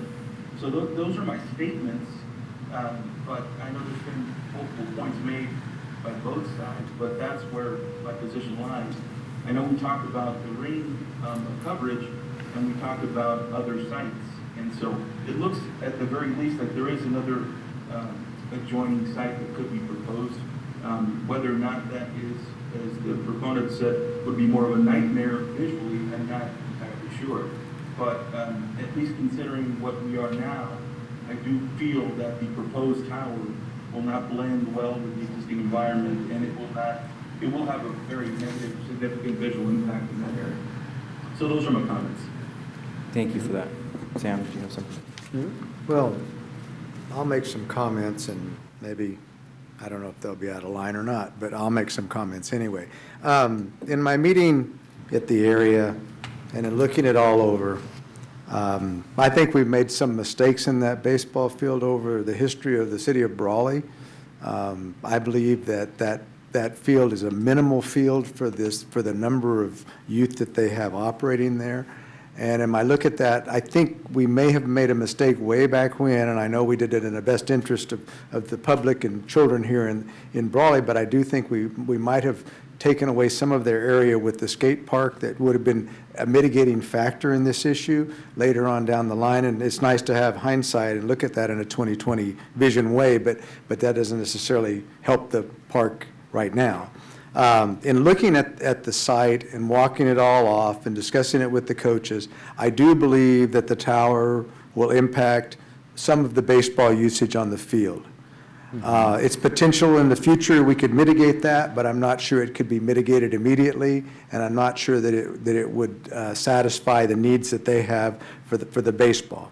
I believe anytime you put a tower or any other type of structure that's not necessarily a park structure or a residential structure in that area, it's certainly going to have an impact on visuals. Now, whether you can say that that's a factor or not, I'm not sure that the federal government and the state government doesn't preempt that. However, we do know that it will have a visual impact, and I've looked at the towers around town. I've been to the Calexico. In their area where it would have gone in a residential area, I would have probably said no immediately. In El Centro, as you can see there, if anybody watched their takeout on this and their meetings and all the things that went on, they actually said no and reversed the decision and then came back with a yes, knowing how that does. Does it lower property value? I would have to look at real estate agents and have them tell me whether that lowers property value. I think for some people it would. I think for some people purchasing a home, it might have an effect on them as to whether they would want to purchase in that area. I'm not sure it affects everybody, and I'm not sure it's universal. Citizen concerns, certainly, we know we have a multitude of citizen concerns over this tower. Health issues and closeness to residential, I can't consider that. It's 400 and some odd feet from the closest residence, and the health issues, the government tells us we're not to consider those. So, and I'm not going to discuss that any further than that. I don't believe it's compatible with usage in the park, but I don't believe any type structure of that type or something of that way would be compatible with usage in the park. I disagree with some of the statements made that the Armory would not be that the back part of the Armory would not be a better location. There's certainly room back there. It's certainly currently undeveloped and looks like pretty bad. And I understand that's no one's real fault. The state has kind of given that up. I believe the schools will be taking that over, or I think that's in the plan, and they will certainly improve that area, and I think it will look better in the future. I do believe that if it was on the Armory site, and that's just hypothetical, that it would eliminate the problem with the baseball field. And so that might have a bigger impact on my decision on the tower. I do believe that there's opportunity for possibly another site in a vacant area that's in that area, but I believe that is school property also. And I believe that one property is high school property, and maybe the other property is elementary school property. Now, I don't believe that the school is necessarily, or the school boards are necessarily in favor of a communications tower either. So, and I know that's a problem. With that said, what I would say is that I'm inclined to decline the CUP, but I caution everybody out there and every member of the public that communication is the wave of the future. I may be a dinosaur and it may be way past my time, but I believe you're going to see more usage for towers, more things put on the top of buildings, more types of communications issues, and you're going to see it happen in areas like that area where there's no clear industrial area to put that tower in that area. You only have the parks, you have the churches, and you have a couple of vacant areas. And none of them are ideal, and none of them really are pleasing to the public, especially the residences that live in that area. But I believe it is the wave of the future, and I believe you're going to see more and more of that. I believe that eventually we will reach a point in technology where that may not be necessary, but I'm not sure that it will happen in my lifetime. I believe there will be satellite use, there'll be ways to do signals and send communication and issues that are very different, but I don't know that we will see that in our time, and I think we will see some continuing impact in that area. But I've kind of made my case. I've kind of said where I stand on this. I can say that I'm not sure that it's a necessity, but I do think that we're going to see a need for towers in those areas in the future, and we're going to have to deal with those issues, either as a council, as a government. Somebody's going to have to step in and take that and make those difficult decisions. At this point in time, I am inclined to decline the CUP simply because of a lot of the input that I've had lately and a lot of the input that I've done in terms of my research throughout the course of what I've looked at. And I've been looking at this almost every day. And I've been to the site probably 20 times, although the site visit that I made the other day was a little more eye-opening because I was able to actually walk the site very closely. So with that said, that's my comment. Thank you, Sam. Mayor Pro Tem Couchman, this is Councilmember Nava. I appreciate your comments. I would say, though, that you are a very youthful-looking dinosaur. Well, I should have mentioned that to begin with, but I was going to save that for my council, You're right in for with, my council thing, because I said, I look young, but I'm getting a little long in the tooth. You fit right in with our city manager and our new engineer. Oh, he's a lot younger than I am, and that guy, the younger than you. manager, they're all younger, yeah. Okay. Mr. Mayor, I'd like to, if we can move forward, make a motion. I think we've talked about this quite a bit, and I think there's been a lot of comments. And just prior to doing that, and for Mr. Castle's efforts, I think the journey this has taken, I go back to, I think, originally with the information we had, it looked like that the benefits outweighed the risks, and there's certainly benefits. And those benefits have been highlighted and I think discussed. And then I think as we work through this process, I'm going to have a very difficult time going against our planning commission. I thought that was pretty compelling.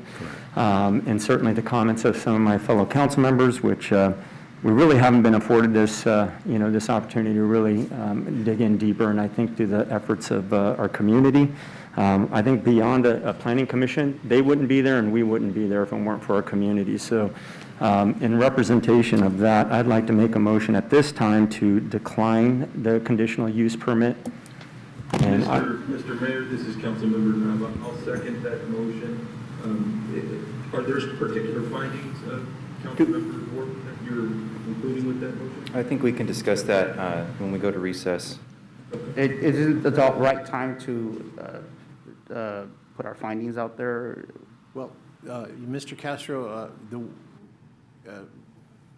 Mr. Nava, Mr. Couchman have expressed their views. Supreme Court requires written findings almost contemporaneously. To satisfy that, the plan is to take a brief recess, let me write them up, and come back for you all to vote to adopt those findings, or tell me no, go back and change them, because they're your findings, not mine. But if Mr. Wharton's motion is based on the type of comments made by Mr. Nava and Mr. Couchman, then I think I have my direction, unless somebody wants to add something else to it. I would just like to add, just my findings real quick, is that this is an undue burden to our youth, and it's detrimental to the enjoyment of and not compatible with the current uses. As simple as that. Okay. Before we take a vote, I would just like to say that the question's been asked several different ways, whether this location is, the be-all and end-all. And I guess it occurred to me that we're operating off of the information that we were given from the carrier. The carrier is the one that identified the search radius. I don't know that I've seen any data that there's a service deficit in that area, in that service area, to know, in that radius, to know for sure we have a deficit there. So I think that was I don't know if that was an oversight on the carrier or on Mr. Castle, but I didn't see any data that showed me that there was a service deficit in this radius. Also, the issue of aesthetics was thrown around, and it's the applicant's opinion that the tower doesn't pose an aesthetic issue, but that is their opinion, and I think that we all have to vote based on our opinions, but my opinion would be also that a 110-foot or 114-foot tower compared to a 60 or 75-foot tower is a pretty big difference, and it's my opinion that that would cause an aesthetic issue. But so much of it is based on opinion. We are asked to take the word of Mr. Castle, and that's based on the identified area, the search radius that the carrier gave to him. Also, I was led to believe, and maybe it was a misunderstanding, but that this was going to at least initially be a 4G installation, that it wasn't going to be 5G. I assumed that in the future with co-location that there would be 5G antennas attached to that, but it seems pretty clear that the ultimate goal is 5G, if not the initial goal of this tower is 5G. So those are just my comments on some of the confusion that's been wrapped around this issue. So I believe we have a motion to deny the CUP. Was there a second? Yeah, Councilman Nava. Mr. Nava gave a second on that. Okay, so a yes or aye vote will be a denial of the CUP, and a nay vote would be an approval of the CUP. Roll So call vote. let's do a roll call vote, yes. Councilman Nava? I vote to deny. Okay. Councilman Wharton? Aye. An aye to deny. Councilman Castro? Aye. Mayor Pro Tem Couchman? Aye. And I'm voting aye as well.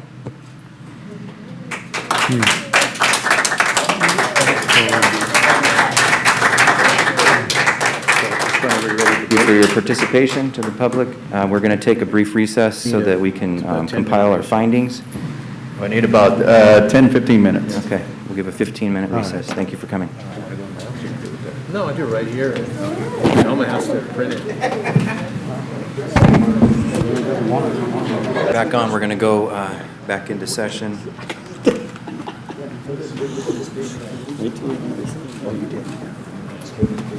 As required by law, we have to have findings based on our vote.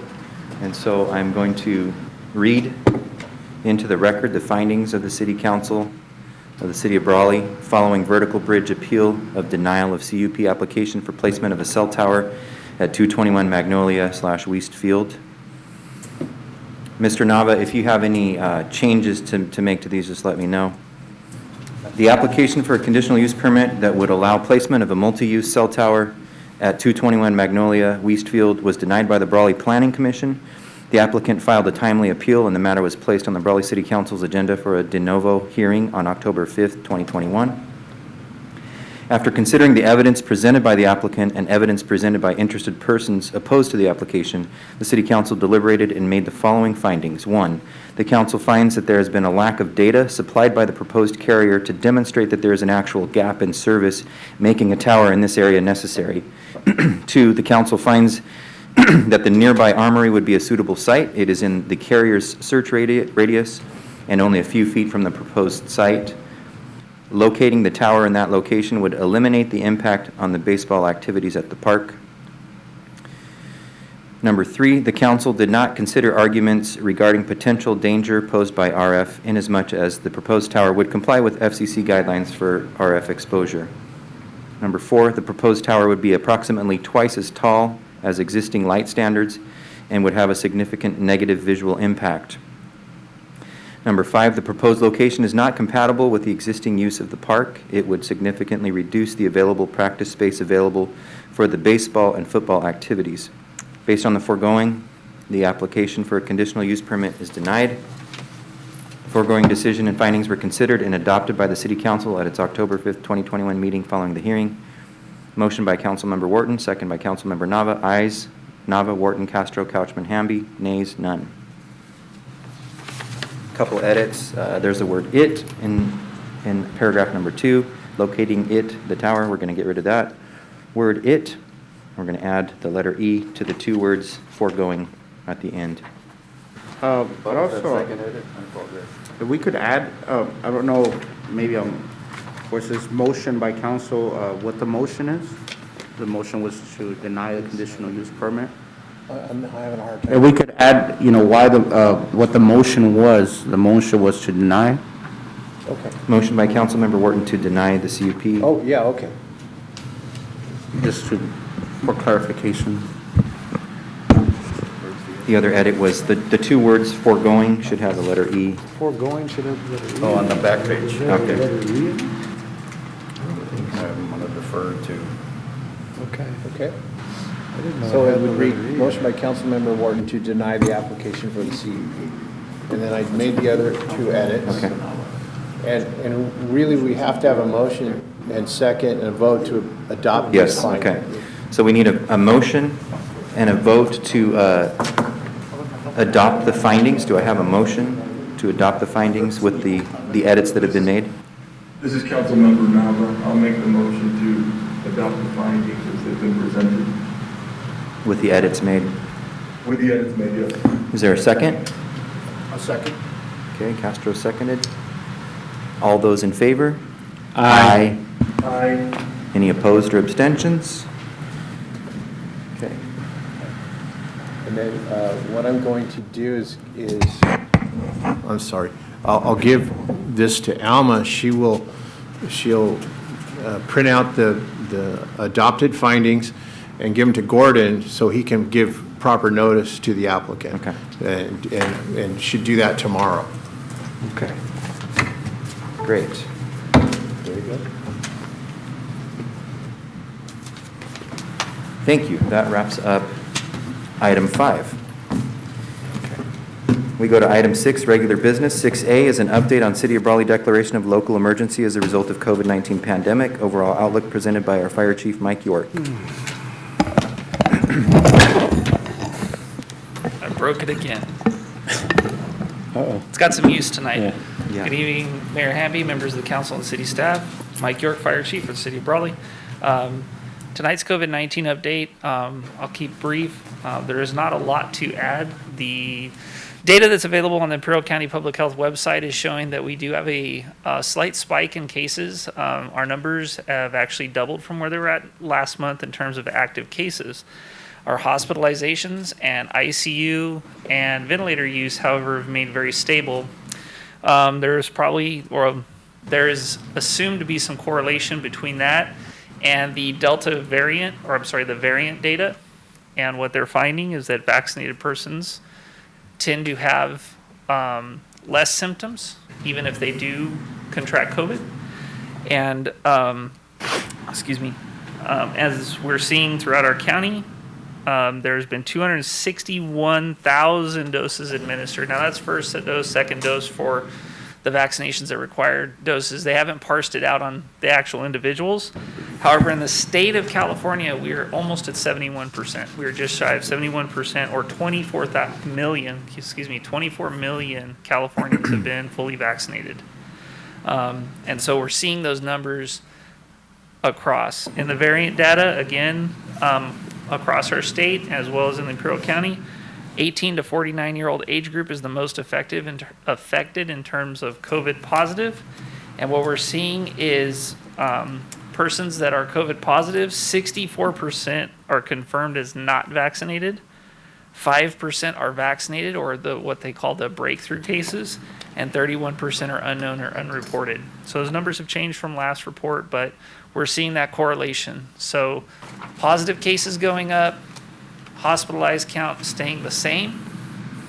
Vaccinated persons are getting COVID less, and when they do get COVID, they have less symptoms and less hospitalization rates.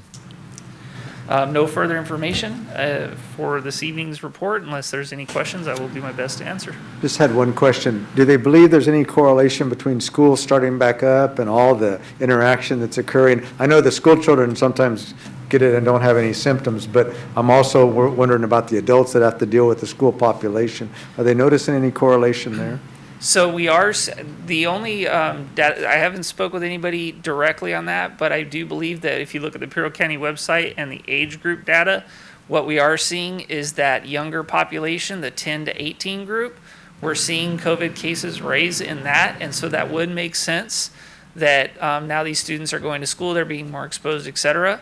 However, it is still the 18 to 49 age group that's not school age that's seeing the most cases. The most cases. Yes, sir. Chief York, out of that increase in COVID cases amongst those that are under 18, have you seen the rate of hospitalization go up for that age group because of COVID? That I don't have data. They don't, the age groups are listed in terms of COVID cases, but the hospitalizations that I'm aware of, I don't have a data source that shows hospitalized age groups. Yeah, just trying to find that looking at the governor's orders now that all kids have to be vaccinated in order to go to school, I'm just curious as to, what data he's following to make that decision.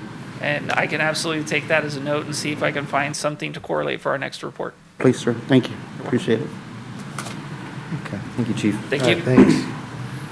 Item 6B, discussion and potential action to approve 2 fundraiser events at 550 Main Street on October 15th, 2021 and November 13th, 2021 to sell and consume alcohol at both of the events.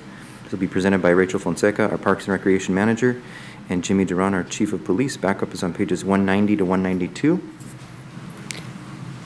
Armando, can you put up the site plan, please?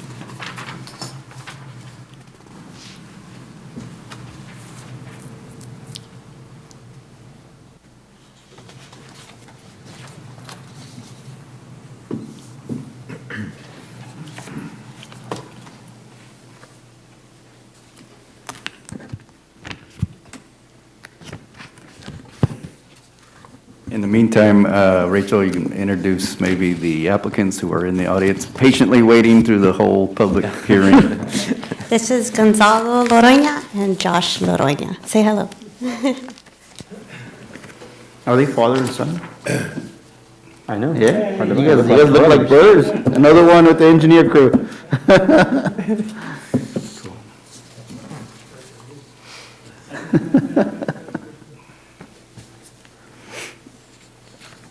It's okay, my dad has more hair than I do too. Maybe we can continue. Go ahead. I think that's by choice. Yeah.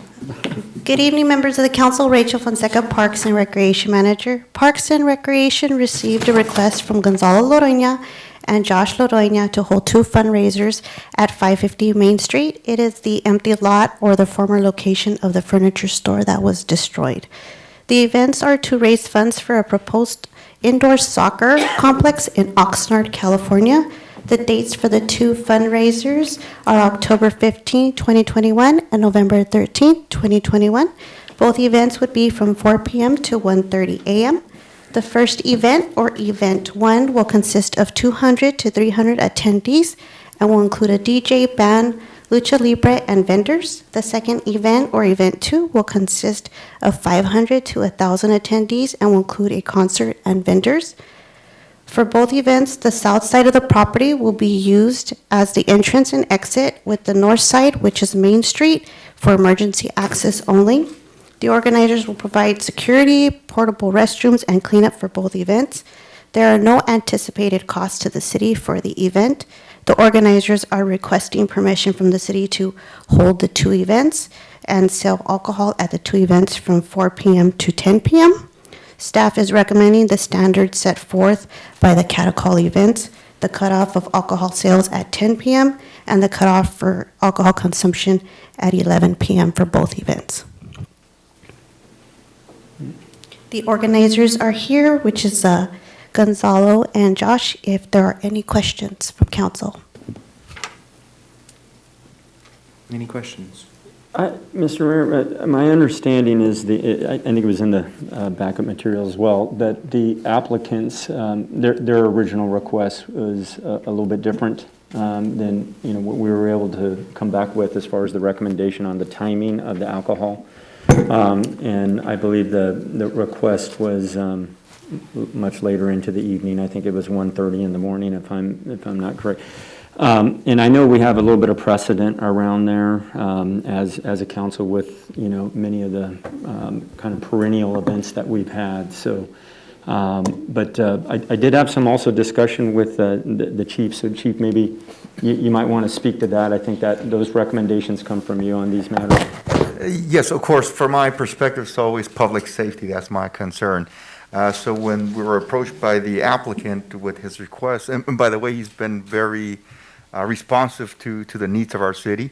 I would like to mention that, when we talked about parking, overflow into Main Street, and other issues that were brought up, he was very responsive. The only place where I believe we kind of like didn't check out was the request to go beyond a certain time as far as alcohol consumption. And again, we had set a time at 10 p.m., and I know the applicant wanted to do pre-sale tickets, but that's where we're trying to figure out what is the best for the city. Now, I'm looking at public safety.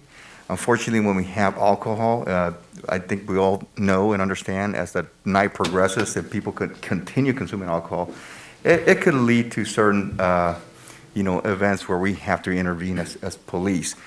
We are running short staff as it is, given our manpower, our resources, and my concern is that if we allow a later time, it becomes a matter of public safety where I cannot deploy the personnel that I have to other calls where they could be busy in this one. So that's my concern, and I wanted to make sure that the council understood. I do understand the perspective, the business perspective, and we're here to support businesses. They're the lifeblood of our city. We need to, or any activity that produces, some type of funding for the community or anything like that. But my concern is public safety at this point. So that's why my suggestion was that we stop sales at 10 p.m., even pre-sales, but we allow consumption of whatever was purchased until that time. So that was my... Until 11, in other words. Yes, or until whenever 11. it's And we all can be reasonable on that. I think we're not going to be sticklers. Somebody is continuing, a few minutes after 11, not a big deal. Yeah, But we got to be reasonable with people, so. Okay. And that was based on prior events that we've had in the past, specifically mariachi, and that's the rationale, just based on prior council approvals of certain events, where it was 10 p.m. sales cutoff, and they were the ability to continue to consume until 11. And just for a point of clarification, I want to make sure that I understand as city manager. Ms. Fonseca had said that there would be no additional cost to the city, no extra staff, Chief. Just want to be clear. Are you going to have any extra patrols or nothing? Yes, from the police perspective, of course, we're trying to minimize our costs with police services. We are running short as it is, especially on the weekends where our volume or call volume is higher. Friday nights, Saturday nights, it's always higher. So usually our personnel is, pretty much busy those 2 nights. So. Thank you. So what would prevent one of these individuals from just walking right over to the American Legion or to any of the other areas? Do they shut down at a certain time? No. Well, I'm assuming there's going to be some control. That's what we ask for security. So if somebody walks away from the event, and I'm assuming that the organizer would not allow them to, come in with alcohol. That's what I would believe. That's why we have security. That's why this is an organized event, and there'll be some rules and protocol that we need to follow on that. And at that point, of course, we are relying 100% on the organizer to uphold those rules, because if not, that defeats the purpose of what we're doing here. Just one point I'd like to make. I had talked to the applicant and I discussed some of the issues. I don't mind them doing this time. I'd like to take a look at this for weekends, only in the sense that I think the October one, okay, 10 p.m. timeframe works. I think for weekend events, mariachis during the week, that's when we kind of limit it to 10 PM, and I think that's appropriate because you've got public that'll hear the noise, you've got things going on. When we go to weekend events, I think if we want weekend events to be truly successful, we've got to take another look at that and maybe be a little more lenient. I like the fact that we're going to let them go ahead to 10, and then they can go ahead and whatever they've purchased, they can continue to drink until 11. I don't want to put them out there on the road when they're too inebriated. I certainly am cognizant of those kinds of issues, but I'm also cognizant that a lot of our bars stay open, such as the American Legion, until 1:30. I think they stop serving like around 1:30. I think they set their clocks ahead so they can meet that standard. I certainly don't advocate for 1:30 for events in an open arena area, but maybe I would advocate for another hour. And I would just like to let us take a look at it. I don't think we have to do that for this. I think if we approve this, I think that's fine. But I would like to see us take a look at that for the future, maybe for events after the cattle call, and see where we go with that.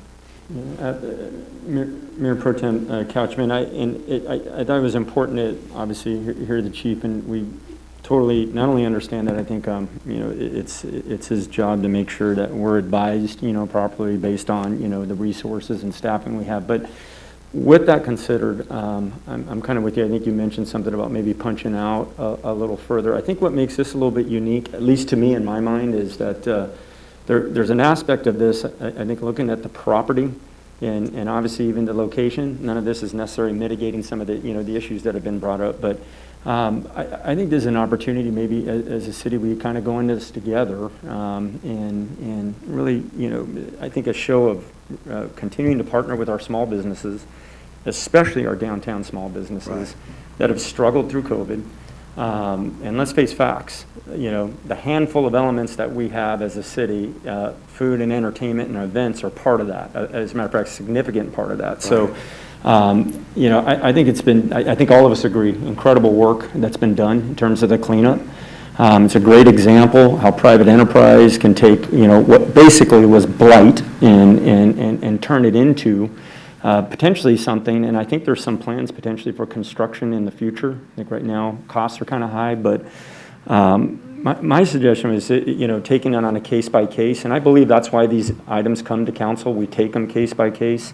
That we, for the first event, punch out a little further. If, we're successful and chief satisfied and staff satisfied, it sets a good precedent for the next one. And certainly, I'm very mindful of our other groups. So, again, and maybe instead of a 10 o'clock cutoff with, that extra hour of consumption, that we consider maybe more like an 11 or 11:30 with like, consumption up to midnight. Right. And, now you're not very far from our open brick and mortar establishments, right?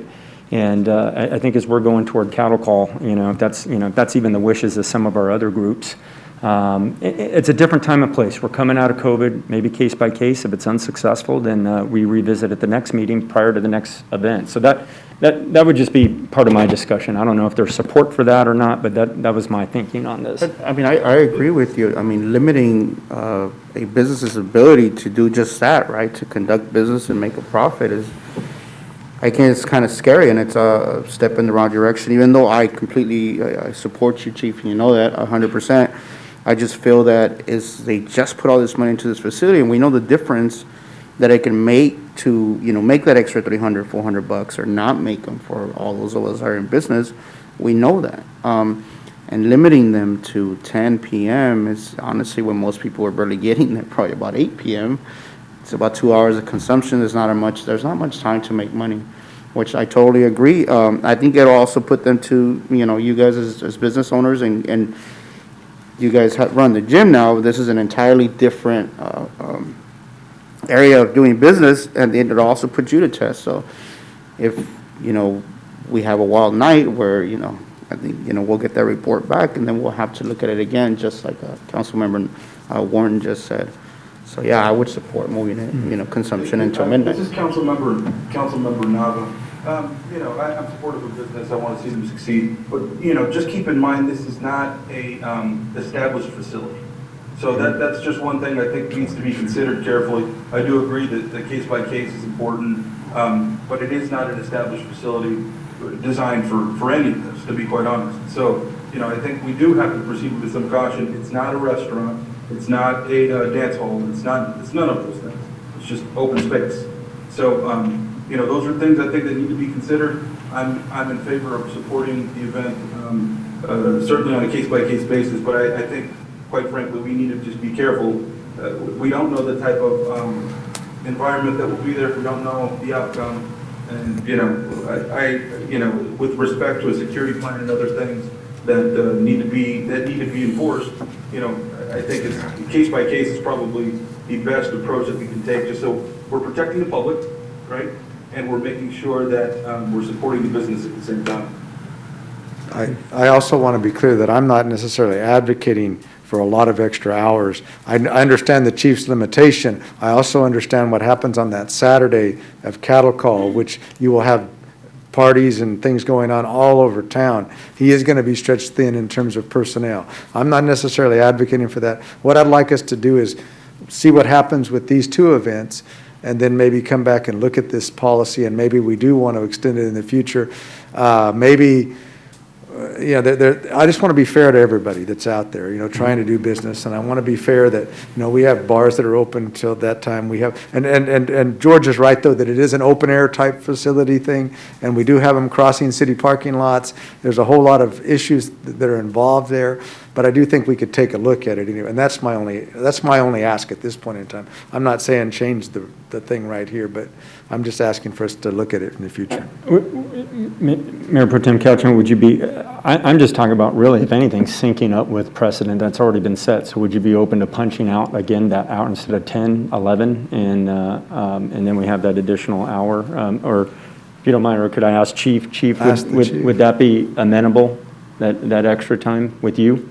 Well, the main thing is that I wanted to make sure that the council understood my concerns.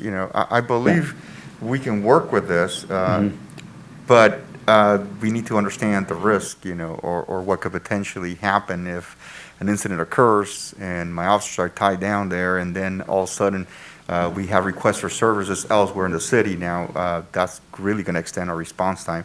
And of course, that is my concern, provided there's, not additional funding to bring additional officers in for this purpose. And of course, that would be costly or prohibitive, and that's what we're trying to eliminate here. It is a fundraiser, so I do understand that, that's the purpose, right? They're trying to raise funds for a good cause, and so that's where we stand. Will we be bringing in officers for cattle call, any additional? For cattle call, yes. For cattle call, yes. Well, this is the cattle call weekend. Yes, The yes, second but we're going to have second event. Not First the event's first, on- not the first event. Yes. But the second event is cattle call weekend. Yes. You will have extra officers For the on second site, event, yes, but you'll for also one have a event. lot of extra activity within the city. Exactly. I understand all of that. Okay. What it sounds like to me is being proposed is, when you say case by case, are you saying, let's see how this first event goes, and if it's pretty smooth and not any law enforcement involvement, that the idea going forward is that the second event is also approved, but if there are issues that staff comes back to us with as a council and says, we had these issues with this event, then we revisit Correct. the following event for cattle call weekend. But we revisit both in terms of, did it go well, but we also revisit in terms that were there problems, and then maybe we revisit that hour that we're talking about. Yeah. I'm not adverse to that. Yeah. I just think that we have to be very careful about how we proceed based upon recommendations of law enforcement and everything else.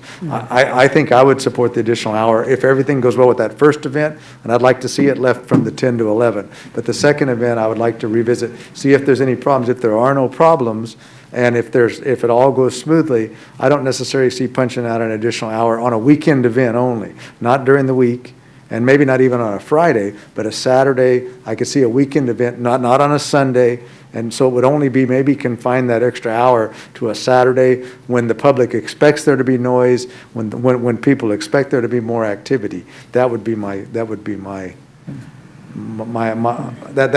move, or what I would like to do. Yeah, just my only concern with setting this kind of precedence is like, we're going to shut you down by 10 or whatnot. I mean, we look at the quality of life here in Brawley and how many folks seek entertainment elsewhere. And even if it's an outdoor event, they're not set up to be a bar or a restaurant. I mean, we're trying to improve the quality of life and what's available for our constituents here in the city of Brawley. And always limiting, especially business, to me, just like we were trying to do with the hot dog cart. It certainly plays into the hands of a few in the city who want this to be a bedroom community. But to the rest of us, we're like, seriously? Get out of here with that stuff. We want to see stuff come to our city. We want entertainment. We want a better quality of life, to be honest with you. I understand the concerns, Chief, and I say we give it a test. If it doesn't work, I mean, then yeah, we revisit it. But honestly, we need to change the way we do stuff here in Brawley. We're falling asleep, and I'm only 43, you know, see. I'm still out there, and I want to see this community be alive with events and whatnot. And we say, these gentlemen, you know what, we're going to shut you down at 10. I'm only good. I honestly wouldn't have even done the second event if I was a promoter, being honest with you. I might take my money elsewhere.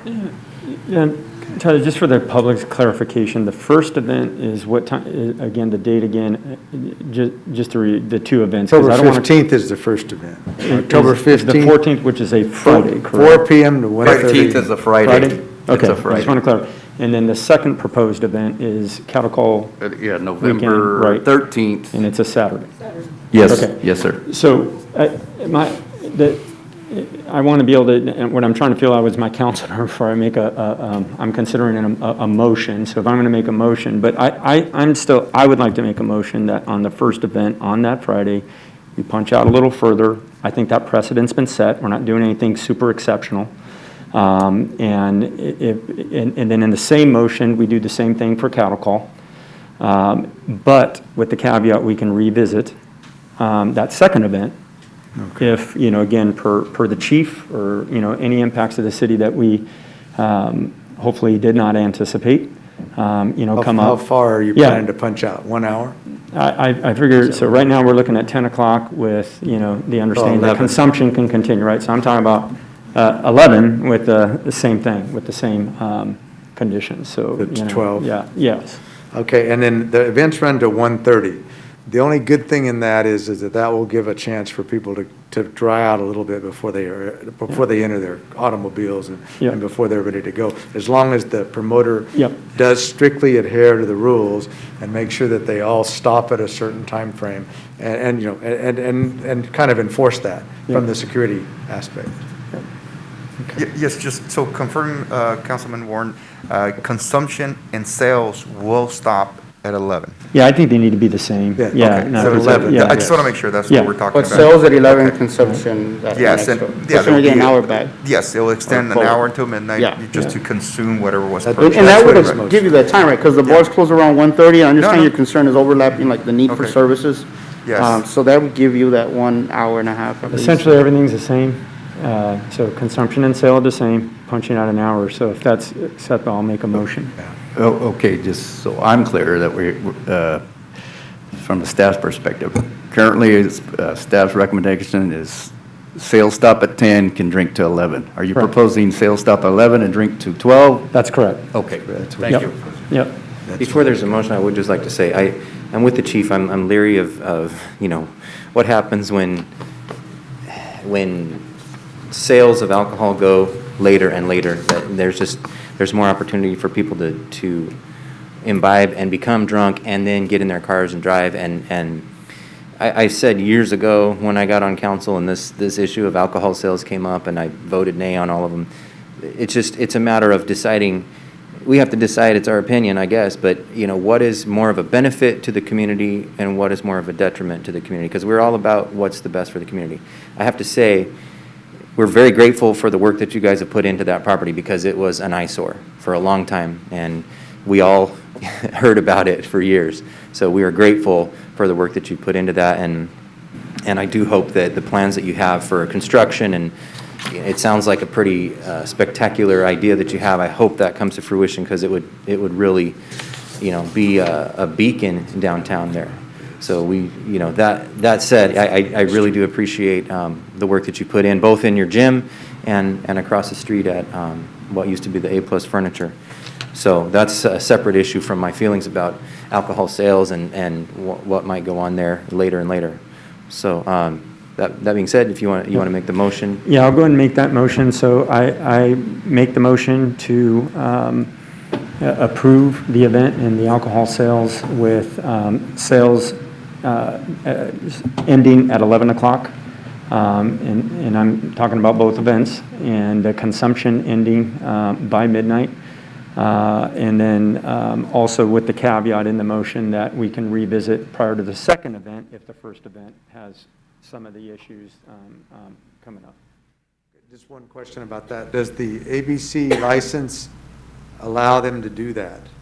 That's probably one of the issues. The ABC Yes, license that they yes. get from ABC, can they run till the additional hour with the license? At that they this current- point, I will have to modify, what we had authorized, and then we'll provide them those copies, and then they can actually push that forward. Only if we vote positive Yes. on this. I mean, if it does, I If just it want to does. make sure that ABC is covered and that we're covered with all Yes, things. Okay.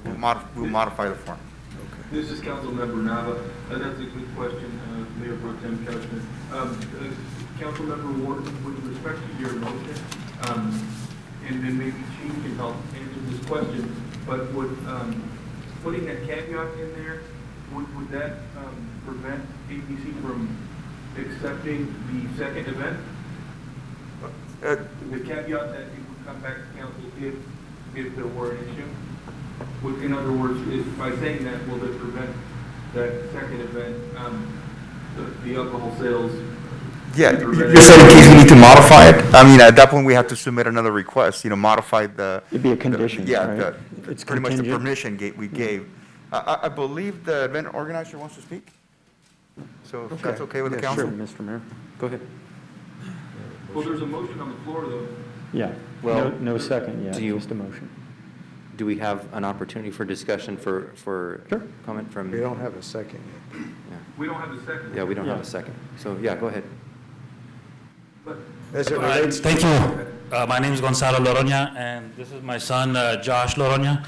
And Mayor and City Councilman, I want to thank you for giving us the opportunity to speak. And I know the chief has a little bit of a concern with security. So he recommended for us to have 3 security guards. And what we did is we went above and beyond that.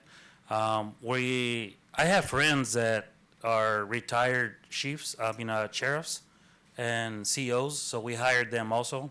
So just to let you know, we're going to have 6 total. And what we're thinking is so that the concern on where people enter and leave is both the front and the rear. And when people leave, we only want them to leave in the rear. So just to minimize that concern, that's what we're suggesting, is that you allow us to enter in the front, enter in the rear. We have 2 8-foot wide, brand new roll-up doors. I'm sure you've seen them. They're bright and yellow. And so that's what we want to do. And if that's okay, then I propose that, we only exit through the rear, if that's okay. As far as parking, I think, downtown, Brawley has had that problem forever. And so we have, I believe, 62 spots in the rear. Our existing gym now, I believe we have about 32 to 35 spots there.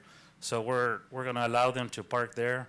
And after that, they can park wherever, in the area. And as far as ABC, I did talk to an agent, and he says that he's going to follow whatever you guys put on this paper. As far as our license, it's the same license as, any other entity has. There is no difference. The limitations come from you. So if they issue a license for that one-day event, then they're going to allow us to sell whatever you allow us to sell. Should it be 11 o'clock? Fine, it's 11 o'clock. Should it be 12 o'clock? Fine, it's 12 o'clock. If we want to go to 2 o'clock, fine, it's to 2 o'clock. But it's whatever you propose and whatever you say. And originally, we were told that we can sell till 10 o'clock and pre-sell after that, or before that, and pour after 10 o'clock. So what I'm hearing is that we can sell till 11 o'clock and pour till 12. Is that what I'm hearing? That is a motion that hasn't been acted on. Hasn't been Okay. So that's, I guess you're going to motion that. Okay. So we're good with that. we're good if you motion it, you know, pre-sale and. We need to have a second. We need to have a second. So there's already a motion on the floor. We shouldn't have allowed the discussion right now. We should have had a second. Because he's already introduced a separate concept. Right. So we need to make sure that we're following protocol here. Very well. I'll second that motion. Okay, so it's been moved and seconded, but it's been moved and seconded as the plans that we have in front of us, which states emergency access only at the north on Main Street, and the event entrance and exit is to the south. So I don't know how that affects the plans, if a new site plan would have to be submitted in order to make those changes, or? It's the same. Well, the diagram that I have here says emergency access only from Main Street. Yes, that's all that it's going to be. They're going to exit here. Right, but he's asking to change that to have entrance through the north and through the south. Okay. I think it's always been my If it's an understanding. exit It's always through just not this. an exit, right? The exit is to the south. What you just said. What is he confused with? Well, but you're asking to have entrance through the north and the south both. And only Entrance exit through in the north rear. and south, exit through south only. Exit through the south only. We have it on the screen here. But what is on the site plan says that the north is emergency access only, and the event entrance and exit is through the south. That's what we've been told, correct? So in the front, we have a 16-foot entrance. We have 2 gates that open. And what we're going to do is have one security there controlling that. And we're going to have another security in the rear controlling that. And we have 2 roll-up doors, and we're going to use one of those. Are is you what going we're to gonna have do. people come in from Main Street, or are you going to have everybody Exactly, come in yes. from here? Are Yes. you going to have them come in from the south or from the north? Both? Both. Both access, but only exit through south? Exactly. Okay, I think that's got to be changed. Yeah, that's a different. You've that's got to give different us than what's on another the plan. site plan then, because it's saying emergency access only for the north, and that's not what you're telling us right now. Okay, so, That require him to come back here, or is that something the chief and staff can just take care of? We can, whatever council's direction is, you can make a decision on the information you have and adjust the plan accordingly. I wouldn't say that it would have to leave and bring it back to you. It's up to your, you make the rules and the conditions. for So the if event. someone wishes to modify the motion, I'll add, in addition, so the motion that I stated for the record, I guess it's going to have to be reseconded. I would add the aforementioned ingress egress plan to be, to meet with the chief or staff and to be approved. So, and that being entrance from the north, entrance from the south, and exit only to the south. Second that Right. motion. okay. Yeah. It's been moved and seconded with those modifications. Any other discussion? Yes, just to make sure that we're procedurally correct, so we don't ruin this for the applicant. There was a motion and a second that we didn't vote on, right? And so they weren't retracted. you just modified it. Well, he modified his motion. That he modified. He Yeah. There was modified. already a motion, but we didn't vote on that motion and second. That's right. The issue. He doesn't have to. That's right, but Modified. we're okay to modify it before we vote, is that correct? He Yeah. modified it and they had a new And second. Yeah. So the motion's been modified. It's, Okay. So procedurally, we're okay there. okay. So, all those in favor of the motion and the second and the modified motion and second? Aye. Any opposed or abstentions? Nay? That's it, 4-1. 4-1, Okay. correct? All right. Thank you. Very good. Thank you. Thank you. Thank you. Okay. Item 6C, discussion and potential action to approve resolution number 2021-, resolution of the City Council of the City of Brawley, California, identifying Motorola Solutions as a sole source provider and authorizing the fiber optic run from the Sheriff's Office site to the Brawley Police Department in the amount of $21,064. It's presented by Chief of Police Jimmy Duran. Backup is on pages 193 to 200.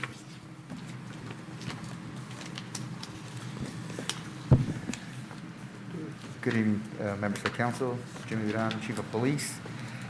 Yes, we're requesting an approval to amend the budget, to adopt a resolution to authorize the purchase of additional equipment for the next-gen improvements that we're doing to our dispatch center. This stems from a resolution that was approved back in 2019, in which $665,099.04 were approved to complete a project that was going to definitely improve, or is going to improve, our 911 response and our system infrastructure. However, during this project, we learned that a critical piece of infrastructure was not included in the initial quote or in the initial assessment, and this was in the form of a fiber run that has to be added from the Imperial County Sheriff's Office to a tower, or an existing tower within their property. And what this is going to do, it's going to allow us to directly communicate with the San Diego Regional Communication System, and that, in essence, will give us full connectivity, with our dispatch center. Now, we found that this solution was found because it was the cheapest solution, because the other solution was to put a microwave tower on top of our police department, and we felt this was the best solution for this. So we're looking at $21,064 to complete this project, and that's what the change order calls for. And the funds will come out of federal asset forfeiture. Well, the largest amount will, and that's the amount of $20,328.87, and a small fund from general fund, which is $735. Mr. Mayor, this is Councilmember Nava. I'll make a motion to approve the item. Second. Moved and seconded. All those in favor? Aye. Aye. Any opposed or abstentions? Thank you. Thank you, Chief. Item 6D, discussion and potential action to authorize contract change order number 2 to contract number 2020-04, 2020 Legion Street Improvements Project Phase 3 for the additional 8 days to the original contract allotted days. It's presented by Guillermo Cias, our Public Works Director. Backup is on pages 201 to 203. Good evening, Mayor, members of the council. Guillermo Cias, Public Works Director. This item is to extend in time the contract of Legion Phase 2 that was performed by LC Paving.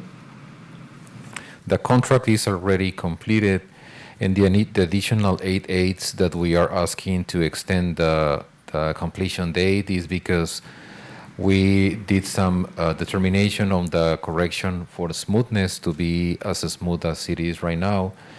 So we are asking to provide an extension of this contract to be able to complete the closeout documents and to close the project in books, because physically it's already completed.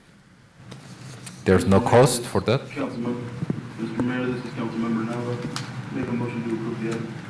I'll second. Moved and seconded. Somebody beat? Oh, it's me? Okay. All those in favor? Aye. Any opposed or abstentions? Item carries. Thank you. Thank you. Okay. Thank you, Gary. Item 6E, discussion and potential action to approve a volume software licensing agreement for email, business software, and operating systems. This is presented by our Information Systems Manager, Armando Garibay. Backup is on pages 204 to 214. Good evening, Council. What I have before you here is a renewal of our software agreement license with Microsoft. We have actually been in agreement with them since 2015, and we go into a 3-year agreement. The only difference with this one is that there is a slight increase of 17%. So what I am asking for your approval is for us to enter another agreement with Microsoft. This allows us to have email connectivity, enterprise application, and also a collaboration software suite for the entire city. And just to add to Armando's comments, thank you, Armando. It was already anticipated, and it is in the budget currently. It's in the budget, so. Thank you for that presentation. Mr. Mayor, this is Councilmember Nava. I would make a motion to approve the item. Second. Okay, moved and and seconded. All those in favor? Aye. Any opposed or abstentions? Thank you, Armando. Thank you, Armando. All right, moving on to item 7A, monthly staff report for September 2021, prepared by our Personnel and Risk Management Administrator Shirley Bonillas. Backup is on page 215. Good evening, Honorable Mayor, Council Members, Shirley Bonillas. This report's kind of outdated. You met your new commander, you met your new sergeant, you met your new associate civil engineer, so we're not recruiting for 13, we're down to 10, but about to bounce it up. We have appointed an assistant chief water treatment plant operator. He comes from the water plant himself, so he's a promotion, Omar Balderas. And so we have an opening as an operator, so it's a never-ending struggle. Of course, I'll answer any questions I'm able to. No questions? Just one quick comment, especially on these chiefs and assistant chiefs for the water and wastewater. There are very tough certifications that are needed, and the chief and the assistant are, well, the assistant moved up, has passed those certifications. Now it's just a matter of time. So, but a lot of hard work. I want to acknowledge the hard work from staff to try to pass these tests and to further improve themselves and become a better asset for the city. So. Fantastic. Yeah, Very nice. Great. Thank you, Shirley. Good deal. Thank you, Shirley. Okay, thanks, Shirley. Item 8, informational reports, a record of building permits for August 2021 in the city of Brawley, prepared by Oscar Escalante, our interim building official. Backup is on pages 216 to 217. Item 9, city council member reports. We'll start with Councilman Wharton. Thank you, Mr. Mayor. I'll just make one comment on one, I think, pretty important topic. So I think our city manager did some additional framing up of Measure U, and just want to let the public know, as well as staff, that I'll be spending as much of my possible time over the next month being available, whether it's public, whether members of the public, groups, one-to-one, phone calls, text message, every form of communication that it takes. But I definitely just want to echo the continued really historic importance of the measure, and it's coming at us pretty quick. So, Mr. Mayor, I'll just keep my comments to that. Thank you. Thank you, Donnie. Councilman Castro. Yes, sir. I know that last time I waited so that I can be a little longer today. So just a couple of things. I want to wish my sister a happy birthday. And I know I've done this before. I don't know if it's protocol. My sister, Francisca Castro, has been very supportive always of all of our work. Prayers to some of the family, especially Hernandez family. Some of the folks that are suffering through through this pandemic that doesn't seem to go away. So, third, I'd like to thank staff, especially our city manager. We were able to spend some time, and I was able to observe him during the League of Cities. So as I was out there networking and talking to everybody, he was working very, very hard. And I mean that. I've seen a lot of leaders in action, a lot of people in charge in action. This guy where do you get that energy from? That's the ability to focus through all that we had to sit through. And I think I sat through half of what you did. And with that, going to the League of Cities and seeing everything that's out there and talking to folks and so much, I mean, just the folks from Byrd and some of the transportation that's out there and then some of the other cities and things that we want to do in ours to, some of the lighting options and all the things that are available. I want to thank you guys for allowing me to go and then be a delegate at the League of Cities in Sacramento, but the opportunity to experience and network with other elected officials and see what they're doing in their communities to improve them. And to spend some time with our city manager and pick his brain about a bunch of things. We are very lucky to have him in our city. So that's all I have. Thank you. Thank you. Councilman Nava. Well, just very briefly, I want to thank staff and everybody for working hard. The public too, I know this topic with respect to the cell tower was one that was very important to us for us to hear. And, it was something that we considered. There's a lot of information from not just the proponent, but from the public in opposition. So I appreciate their input, and there's a lot to look forward to. We're in the final quarter of the year. We do have some events with Catacall and other things And with COVID throughout the year, last year, sometimes it's, I was talking to Councilmember Wharton earlier today, and, just coming to the realization that, Catapult event is just around the corner. So let's enjoy this community, kind of get back on track, and I'm hoping that we all enjoy it and have a good time, and do want to thank staff. I know they're working hard. I'm happy to see the change within the city. I do want to thank city staff again. There has been instances of very severe graffiti that have reported, and they've been addressed very, very rapidly, so I do appreciate that. Other than that, I'll keep my comments to that, but I want to thank everybody for their support and for the work that they're doing. Thank you. Thank you, George. Mayor Pro Tem Couchman. Yes, I know that everybody's already stated that I look very, very young tonight. I think it may be because of the mask. That might be the whole, that might be the best thing. But I do have my 50-year class reunion, class of 1971, Brawley Union High School. What? Saturday. And so we're looking very forward to that. I am on the committee, and we will be having that at the Stockman's Club. And so I'm looking forward to that. I don't think I'm that young, but okay. And I also attended a Knights of Columbus event. Basically, I was asked to do that and provide a presentation from the city, from the mayor, a proclamation saluting them for their 100th year anniversary of being the Knights of Columbus at the St. Mary's Church. And so we were doing that for them, and I went to the event and presented them with the certificate. A very nice event out at Del Rio. And then I also attended the Browning Iron Awards. I don't know if we had talked about that before, but I also did that group thing. And I think almost all of the council people, well, no, you were absent because of League of Cities, but I think everybody else was pretty much, you and I were there. And I think you were out of town, but. I was in Alaska. Okay. Yeah, so, but it was a good event, great event. Dr. Fareed being honored, and also Fry Chapel as employer, business of the year, and then Dr. Fareed as the Branding Iron recipient. And so with that, that's my report. Thank you, Sam. I was expecting George to make a comment about 100 years, Knights of Columbus 100 years, and ask Sam if he was there at the beginning or not, but he let me down. That's cold. The dinosaur, is still there. I should have known. I took I was there at the founding. It'd be nice. I may be the oldest We love person you, here. Sam. Well, we just found out that Ramona's the youngest here tonight. Yes. So, Am I? Yeah, Yes. you are. Really? Yep. The baby's good? Yeah. Baby. Well, I don't have much to report either. I mean, we've had our hands full with a couple of the issues that you heard tonight, and so it'll be good to get those wrapped up. I did attend the branding iron ceremony with Sam, and it was neat to see Dr. Fareed honored for all the work that he's put into helping COVID patients survive over the last year and a half or more.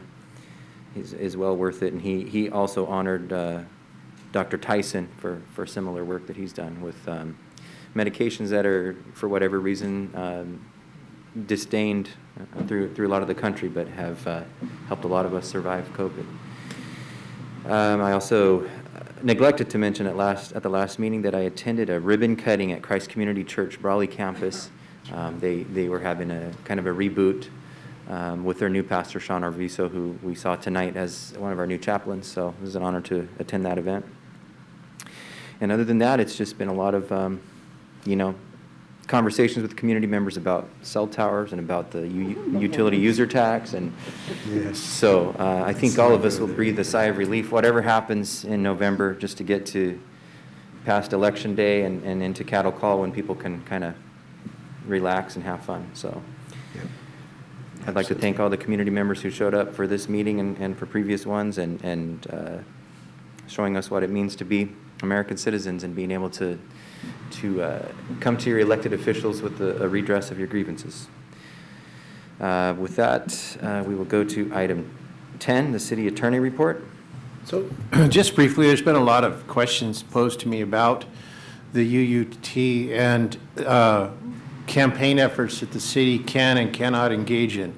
I want to make it perfectly clear that the city council as a whole and as individuals has the right to have an opinion on it and express that opinion in public meetings, in private, wherever you want. City employees likewise have that same right to have an opinion one way or the other and express it. What we do not have a right to do is use public funds to campaign. And we've been scrupulously, carefully making sure we don't do that, because it's not fair to use the public treasury to advocate one way or the other. It is fair and it is proper for us to put out information so people are fully informed about the measure, and we've tried our best to do that in a neutral way. But you as council members, you have every right to go out and advocate whichever way you feel. So just want to make that perfectly clear, and that's coming from the California Supreme Court, not from Bill. Good. Thank you, Bill. Item 11, City Clerk Report. Sorry. Trying to think of the Christmas route. Santa Claus. Santa Tree Claus. lighting. We're trying to decide, well, not decide, we talked to the chief, fire chief, to do something like we did last year where we went around the cities in the fire truck, but instead this year to do it in quadrants and divide the city in 4. We're trying to decide which week in December to do it, so we could start planning it and putting it out there. So either the 13th through the 16th or the 20th through the 23rd.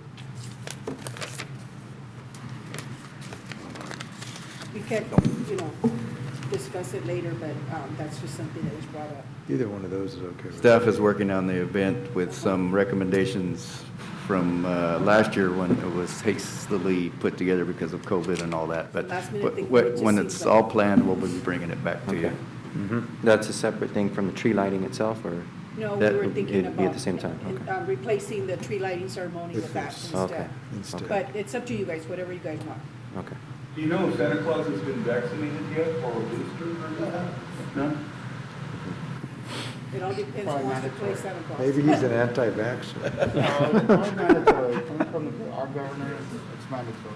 So just something to think about and let us know. Do Jolly Elves We get could do COVID? the,